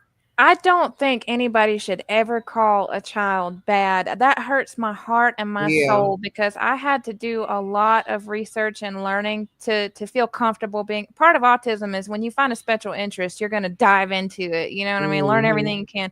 Right. Parenting became a special interest of mine. I've read every single book I could get my hands on, doing research on videos. I read all Hmm. the What to Expect books, you know what I mean? And I Right. delved into researching conscious parenting because that was what was important to me. I wanted to make conscious decisions Hmm. with my children, and children are don't even develop. The frontal lobe is not fully developed until you're in your young 20s. So Hmm. that's where your logic and reasoning comes from. They don't Right. have the ability to have that logic and reasoning. If anybody's interested, I just want to throw this out there. If anybody's interested in learning about child brain development in a way you can understand simply, that's fast and fun, uh, Hmm. Mr. Chaz, childhood educator, is on Instagram, Facebook, YouTube, and is a phenomenal teacher. He Is teaches it young children. CHAZ? Yes, Mr. Chaz, and he's a Okay. childhood educator. He teaches elementary and preschool children. And Okay. he talks to parents about how, in a normal way, not like a scientific doctor with all these, Right. he talks to you Hmm. in a normal, laid back kind of way. So it's easy to understand. And he shows charts. So you have a very primal part of your brain for survival, and then you have an emotional part of your brain, and then you have the logical part of your brain. And as Mm-hmm. a baby, why they cry so much, you know what I mean, that they're asking for things they need is because the only part of their brain that's developed is the survival part. And then Mm. as they get older, the emotional part starts to develop, but that doesn't mean they have emotional regulation right away. It just means that Right. they now have emotions that they can experience on top of the primal part of their brain that just needs to survive. And then Mm. as they get older, the logical part starts. But you cannot communicate with a child who is in their emotional brain with logic and reasoning because they do not understand it. And Right. you cannot communicate with a child who's in their primal part of their brain, which happens when they get scared or when something happens. Like, so Mr. Chaz would explain, like, if a child comes into a room and he just hits another child, a lot of times our parenting has taught us to, that's not nice. You don't do that. You need to sit Mm-hmm. in the corner now. But you need to communicate them at the part of the brain that they're at. They Mm. want to play with the other child or somehow interact with the other child, but they don't understand how to get that attention without the hitting. They have Right. learned in their experience to hit or to interact Right. in a volatile way in order to gain attention Right. because Mm-hmm. everything else they've tried hasn't worked. And so you Mm. need to know how to bring a child from that part of the brain that's primal and survival to the emotional, start helping them understand that, helping them, but you speak to them in that part of the brain. Right. You know, so if a child is in their emotional brain, they're crying, they're upset. You can't just say, well, there's really nothing that you should be upset about. You know, little Timmy just didn't want to play with you right now, and that's okay. You know, you can just say, I understand that you're sad. That's a valid feeling. And they Yeah. won't understand that word, but, you know, oh, you're sad right now. I can see that. So And then you you have just to you have to pretty much meet them where they are. meet them where they are. Mm-hmm. Exactly. And that's Mm-hmm. why I love Mr. Chaz. I say that 900 times. Mr. Chaz is just, he's I'm gonna have to amazing. check them out. Yeah, You absolutely. said Because he's it on even helps. YouTube. Yeah, he's on YouTube, Instagram, and he helps. It even helps with teenagers to understand these things. And it can even help with your own brain. Like, I've struggled in my life learning emotional regulation myself. That's Hmm. been a really difficult thing for me. So, Mr. Chaz even helped me. Like, it was great. I was so happy to discover him so I could learn Awesome. how to bring myself into my logical brain so that Right. I could then actually help my kids instead of Right. Right. causing more problems for them. That's good. Yeah. That's good. How are your children doing? They're doing really good. That's My youngest son he's an avid gamer and he's just freaking hilarious. He's a comedian. He's always good. got something funny to say. He's just the light of my life. He's a mama's boy. He Oh. always he'll pick me little flowers outside and bring them to me, even though he's big. And he'll come in here and he'll lay down on my bed and he'll be like, "Mom, can you scratch my back?" And I'm just like, "Yeah, well, I'm gonna scratch his back." Oh. And they always, oh my god, I love my babies. And then my middle baby, her name's Evasia, and she's so vocal now. When she was younger, we went through a lot of I'm just gonna say DV. You know what that is. Yeah. We went through a lot of that, and it caused her to go through a mute period. She was Mm. literally mute. She just could not communicate. But to Oh. see her blossom out, she'll straight cuss you out. And like, you How know, old is she, Rainbow? How old is she? she just turned 15 on October the 9th. Oh, okay, okay. Yeah, I and was thinking of your oldest one. my oldest one is 16, and that's Aishalette, and Yeah.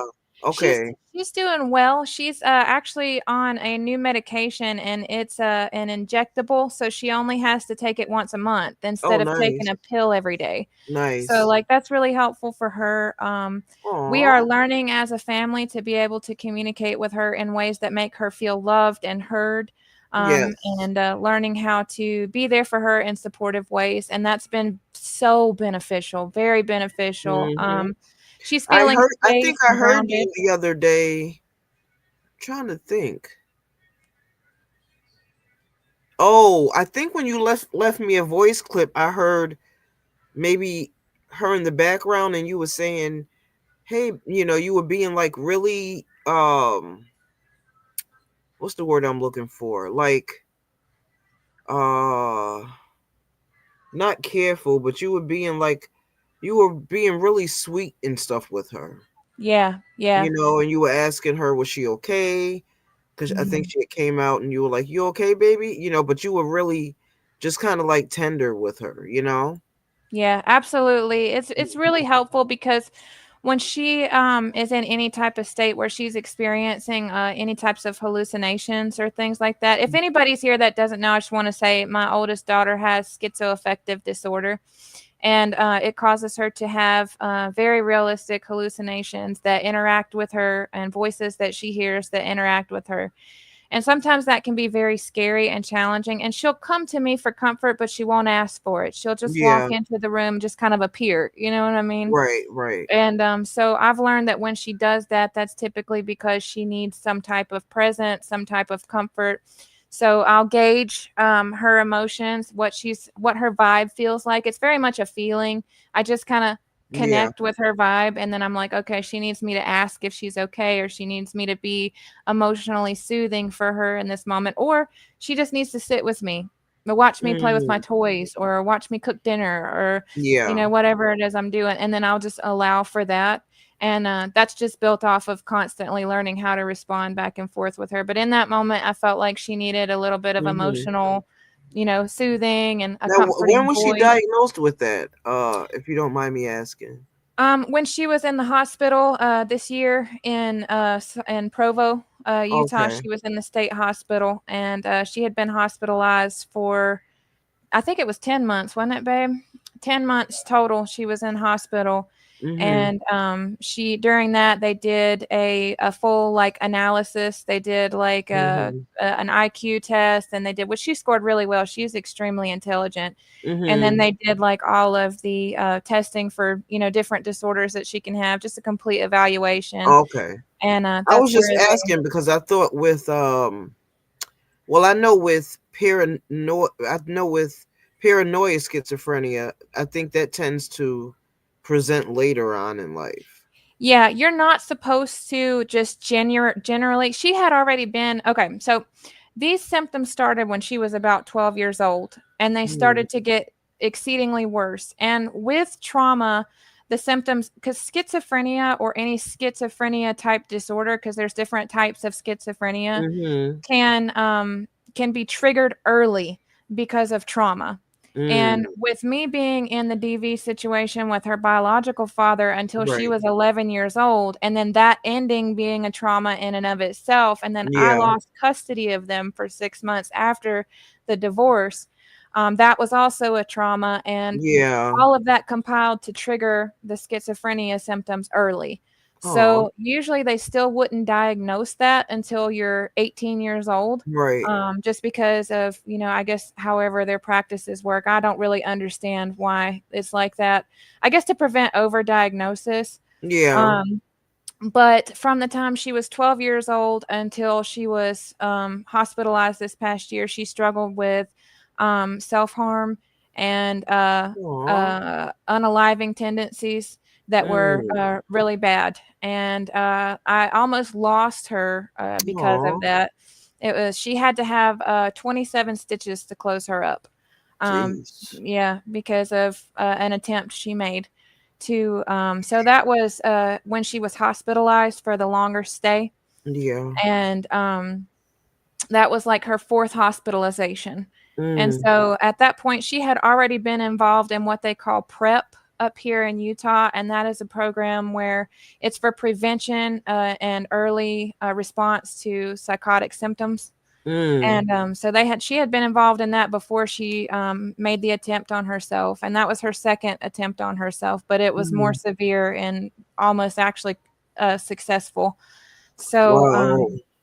yeah, and so when those things took place and they saw how much it was progressing, because it got really bad. It got really bad. It was to Aw. the point she was running away from home regularly, following voices, and Oh. just she was found drinking alcohol in like stores. She like stayed in Walmart until after they closed and made herself like Mm. a little fort in there. She would run away in very dangerous cities. They found her at 7 o'clock in the morning and brought her home. She had jumped in front of a train, and Oh God. luckily it was just pulling out from the station, so it had enough time to stop. I know you But had to be a wreck. bro, yeah, Oh. yeah, I'm traumatized from it. That's one reason why I stay in therapy, because like Yeah. But it's I mean, on a good note, she's doing good now. She's home and yes. she's She thriving, right? Yes, having her diagnosis has been one of the most beneficial things ever because knowing what's going on, how to react, how to stay grounded, Right. how to keep her grounded, how to react Hmm. with her and for her to help her. It's made an immense difference. I Right. can't. It was really hard having her in the hospital for that long of a time. Yeah. And I did end up pulling her against medical advice because of some things that were taking place. Yeah. But she got her diagnosis first. She got her full evaluation complete first, and we were able to have her on a medication to be stable enough to come home and be treated outpatient. Hmm. So I felt like that was the best interest for her mental health. Learning how to advocate for her, how to speak for her, because it's Yeah. very misunderstood in society, and people Hmm. will demonize people Oh, unfairly. absolutely. That is Yes. crazy to me, the amount of Yeah. demonization they wanted to put on my baby, and I just was like, "Oh, hell no. Oh, hell to the no. That is my Hmm. baby, and you are not gonna treat And her and like that." especially if she cannot advocate for herself, Yeah, and it's a good thing that she has you to advocate for her, because you're adamant about reading the literature and just learning yeah, about, so that's pretty awesome. I'm really happy that she's home, you me too. know. She's the biggest blessing in my life. All of my children are the biggest blessing in my life. They have completely changed my worldview. They have taught me the Mhm. true meaning of love. I couldn't live or breathe without my children. I adore them. They're my whole Awesome. world. Yeah. Yes, that is awesome. That is so awesome. I always say that our children just do something. I don't know exactly what it is, but I know, like, before I had my children, like, I just looked at life differently, Yeah, and same. it's like when I had them, they just changed my whole perspective, and it's like I had to live for them. You know what I Yeah. mean? And it's just, children. I'm telling you, when I was um trying to see, how can I say it? When I was trying to unalive, you know, my son is what he's the one who pretty much stopped me, you know, Yeah. just by him saying a couple things. He said he didn't want me to die, and that was it. I was like, oh no, I can't do this. I cannot be that selfish, and I couldn't imagine anybody else raising my children. Yeah. So I just feel like, our children help us in more ways than one. Oh, yeah. So they help us with our mental, you know what I'm saying? It's like, I don't know, I always felt like moms particularly, we don't really have a choice but to, it's something that is innate, that was put in us, just before anything. There's that nurture thing again, right? Yeah. It's just something that was put in us, that we don't have a choice but to raise and love our kids unconditionally. Whereas, and this is not all fathers, I'm not saying that, but whenever I see a single mom, it's almost like, the dad just kind of walked out of the picture. But I always see that moms don't have that choice. We are completely obligated to stay there and to make sure that we raise our children, no matter how we raise them. We're going to do everything we can to make sure that they survive and thrive, and you know what I'm saying. Yeah, absolutely. Mhm. Yeah, I feel that it's just this that I can't even it's like breathing. Your brain just tells you to breathe. Your Yeah. brain just tells you to be a Hmm. mom. And like, with my children too, they've definitely kept me here on this planet on days when I've, struggled with ideas of self-harm or ideas of Right. or unaliving ideologies and things like that. Hmm. They've definitely kept me here because, when I was a little girl, my mom, when she left me, I do remember I had a doll. I had a baby doll, and Mm-hmm. her name was Amanda. And I had her from the time I was 2 years old until I was in my mid 20s. And I Oh just wow. absolutely adored that doll. And I made a promise to her one day. And it's funny because with dissociation, you can remember things like you're watching a movie. Like you can Oh totally, wow. you see yourself, you Mm-hmm. see. So I see myself as a child holding that doll. Like I'm looking down from the corner of the room and I can see little me holding that doll. And I made a Mm-hmm. promise to her. My grandmother always said that my mother treated me like a doll on a shelf. She'd come and play with me when she wanted to, and then she'd put me on the shelf and leave and go do what she wanted to do. Oh wow. And so when I had my doll, I mean I fed that doll, Janice. I ruined that doll. I like put like water in a bottle, and she had a little hole in the back of her. Bro, I did so much. I painted her nails. I like did it. I put diaper rash cream on her cloth body. Like I did it all with that baby, and I Oh made my a promise God. to her. I held her and I was like, one day when you're real, I promise I will never abandon you. Aw. And I held that Okay. promise when I had my children. It's just, and it's not like I'm this wonderful person because I held that promise. It's literally just something in me that was geared Yeah. to, I'm never leaving my children. I don't Yeah. care what Yeah. the circumstance. That's why I say it's definitely innate. It's in there. I mean, some people, I kind of beg to differ. There's some moms that just, we all hear the stories about just disgusting stories about mothers leaving their children, but then it goes back to that mental illness Nature thing, versus right? nurture and mental Yeah. illness. And Yeah, yeah, yeah, like it my mom, she does. had kids and passed them out like Halloween candy. I swear to God. You get a baby and you get a baby and you get a baby. It's like Oprah Winfrey. You crazy.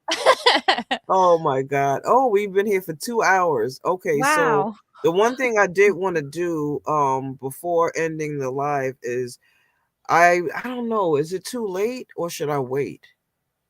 What we Because trying to do? I didn't open my boxes yet. Oh no, I totally forgot about that. I I didn't want to open see them you yet. open your box. That's It's up kind to of you late now. though. I mean, I don't know who's gonna stay. Yeah, if you Let's guys got to see. run or not.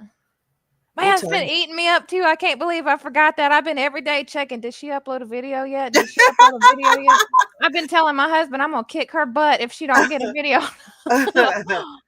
um, it's kind of late. I don't know. That's okay. That's okay. We It's should kinda late. probably just save it and then you just make a private Yeah, video. I You know don't. what I Yeah, mean? because I don't want to make this is good. I don't want to Yeah. make it too long, and I don't want to break it up with some with the. So I'll do a separate video. I'll do one. Actually, I'll do one tonight, and then I'll just upload it in the morning. That's Yay. what I'll do. I'm So, so excited. Yeah, Happy Mail is my favorite. Like, even if I didn't have anything to do with it, I love right. watching people open Happy Mail because they just get all happy I and they know. get excited. They're like, "Oh my gosh, look at this and this little thing on it." And I just love it.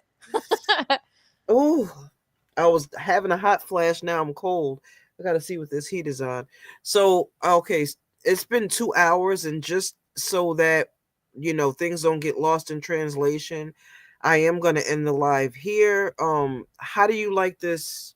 How do you guys like the lives? I mean, do you like the live? Because every now and then I feel like I want to do a live because it's more interactive, obviously, and it's not just a video, you know what I'm saying? And I think it's awesome to kind of just share perspectives and stuff like that. I think it's Oh man, Andrea over here dope. trying to open up a whole nother topic because I could preach on that one. She got her just comment. Y'all got you can't do that right at the end of a video because my mind just wants to go there. Maybe we'll make a video on it. We'll have Oh to make yeah, a that, video that talking that's a about that whole one nother because that's a whole I yeah. got things to say about that one and they're not bad. So maybe let's write that down, Janice. We could probably talk about Okay. that one another time. Yeah, that's a I thought I just heard somebody in the kitchen? Tell him to make me a snack. I'm hungry. Is somebody in the kitchen? Yeah, Josiah. He Get out of said my no. kitchen, sneaky boy. Say hello. Josiah, make me a snack. I'm hungry while you in the kitchen. She said, Yeah. make her a snack. Oh, I was about to write on my lab slip for my mammogram. I should Girl. write on it. I don't want to get no mammogram. A titty sandwich. You crazy. Oh, shoot. Okay, let me see. What was the let me see. Mothers that choose their man over their kids. Oh, wee. Yeah, whoa, we got to do that one. Carla said we Wow. should do a podcast. I'm down. I'm down. I'm down like Chinatown. We should do a podcast. That would be fun. Podcast style. I was thinking that tonight when I had first uploaded the live and you hopped on, I'm like, this looks like a podcast. Yeah, podcasts are fun too to watch. So I bet we could make a pretty funny one because me and you are funny together sometimes, I think. I'm, you know. But y'all got to throw some dollar bills, though. Get out of my kitchen now, both of yous. They'll eat you out of house and home. Yeah, I should not be in the kitchen right now anyway. It's 10 o'clock. No cereal, no. What y'all got? Let me see.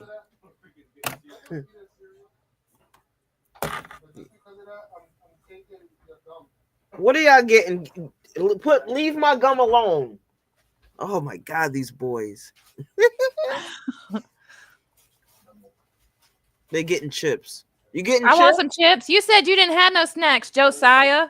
You was telling me fibs. He lied. They got Doritos in there. What Where's are you my guys chip? eating? I have one of these. What is it? Can you have what, baby? My trail mix? Yeah. Oh my! You don't even eat healthy. Yes, I do. When you had the last bag, I had You do not eat healthy. Go ahead, take it. Take it. Thank you. Be careful with those peanuts around Josiah, though.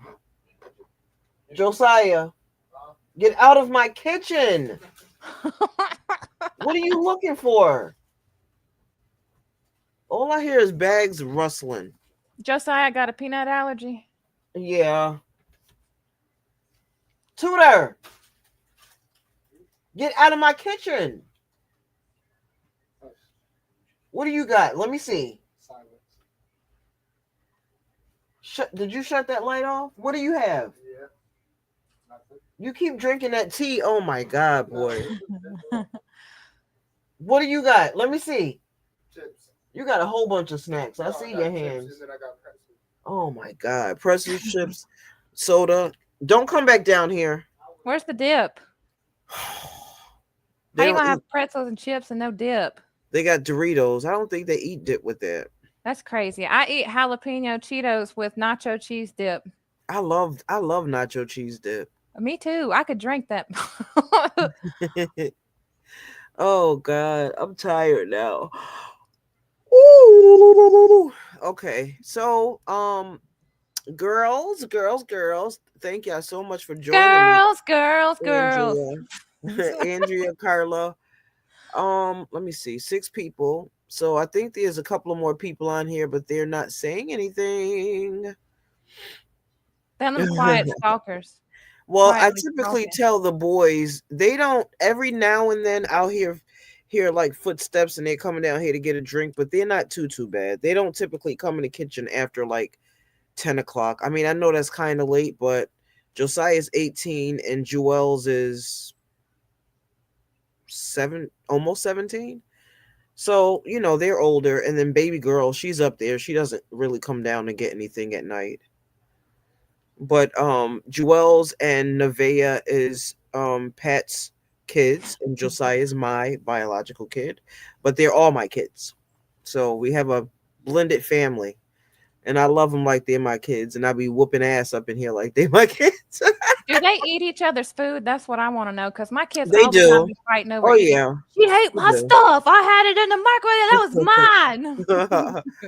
Yep, they do. But they get along really well. They do. Mine do too. They get along like WWE SmackDown. WWE. I love kids. I took on Pat's kids.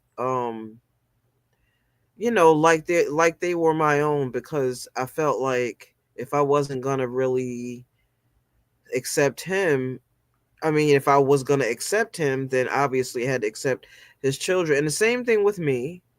He knew my daughter since she was younger. So blended families are challenging, though. I'm telling you. Yeah, yeah. Zach, my Yeah, husband, he's my kid's stepdad, and like it's definitely a challenge. I think it's probably challenging on both parts, being yeah, the it step is. parent and being the parent too. Almost definitely, because I'm a big disciplinarian, and Pat's not. Pat's just he lets them get away, especially baby girl. Oh, I Like bet. I don't know, she has a soft spot where she does not. He be kind of yelling at the boys a little bit, clean up, pick up. But when it comes to her, he's like mum's the word. But dads usually are kind of soft on girls, I think. Yeah. So yeah, but we get along. We all get along really well. But that's enough about me. So thank you guys for joining. Rainbow, I love you. I love you. I love you. We have to do this again. We're gonna have to do this again. We're gonna have to. Absolutely.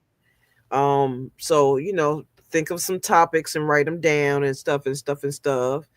And yeah, we're gonna have to do this podcast style. Oh yeah, that's gonna be fun. Mhm. And thank you for inviting me to do this, Janice. I really Not a enjoyed it. I problem. had to bust out of my comfort zone a little bit, but I'm Yeah, glad I that's did, okay. I'm and it glad you was did great. too. I'm glad you did too. What Ain't was I nobody gonna asked you nothing, hush. He's over here trying to put input. say? You got your I didn't know I could if I should plug in Come if I here, say needed my hi. mic or not, but I think everybody could hear me. Beth, I love you too. Andrea, Carla, I love you girls. Have a Hello. good night. Until who is that? That's my husband. Come Oh, here, come back. what did he Get say? it. He said hello because he's retarded. He just wanted Hello, to say. hubby. How are ya? AKA Nisi, AKA Swirly Gang. He What? knows. He said swirl game. Yeah, he did. Swirly Gang. I know everybody. Everybody. He thinks he Oh knows wow. everything. See No. that big old head? That's where that come from. Thinking he know everything. That is so cool. He said swirl gang, swirly gang. That's awesome. That is so awesome. Okay, so I'm going to end the stream now. Okay. Hey girl, hey, I'm Janice, aka Nisi, aka Janice, aka Don gets Jenny get away with everything. All right, girls. Have a good night. Love you all. Thank you Why? so much, Rainbow. Thank you. Oh, wait, you got two dogs? Yeah, this is my daughter's dog, Oreo. She's a little Oh, Yorkie poo, I and have she's not mean as seen him. hell. He's She's a cute. brat. She's a devil. She's a Oh, demon. I need that dog. I need a small dog I love her for attitude. emotional support. My daughter has an emotional support dog. They're so cute. Yeah, she is. Say bye, Okay. Niecy. Bye, Bye bye, Niecy. baby. Say bye, everybody.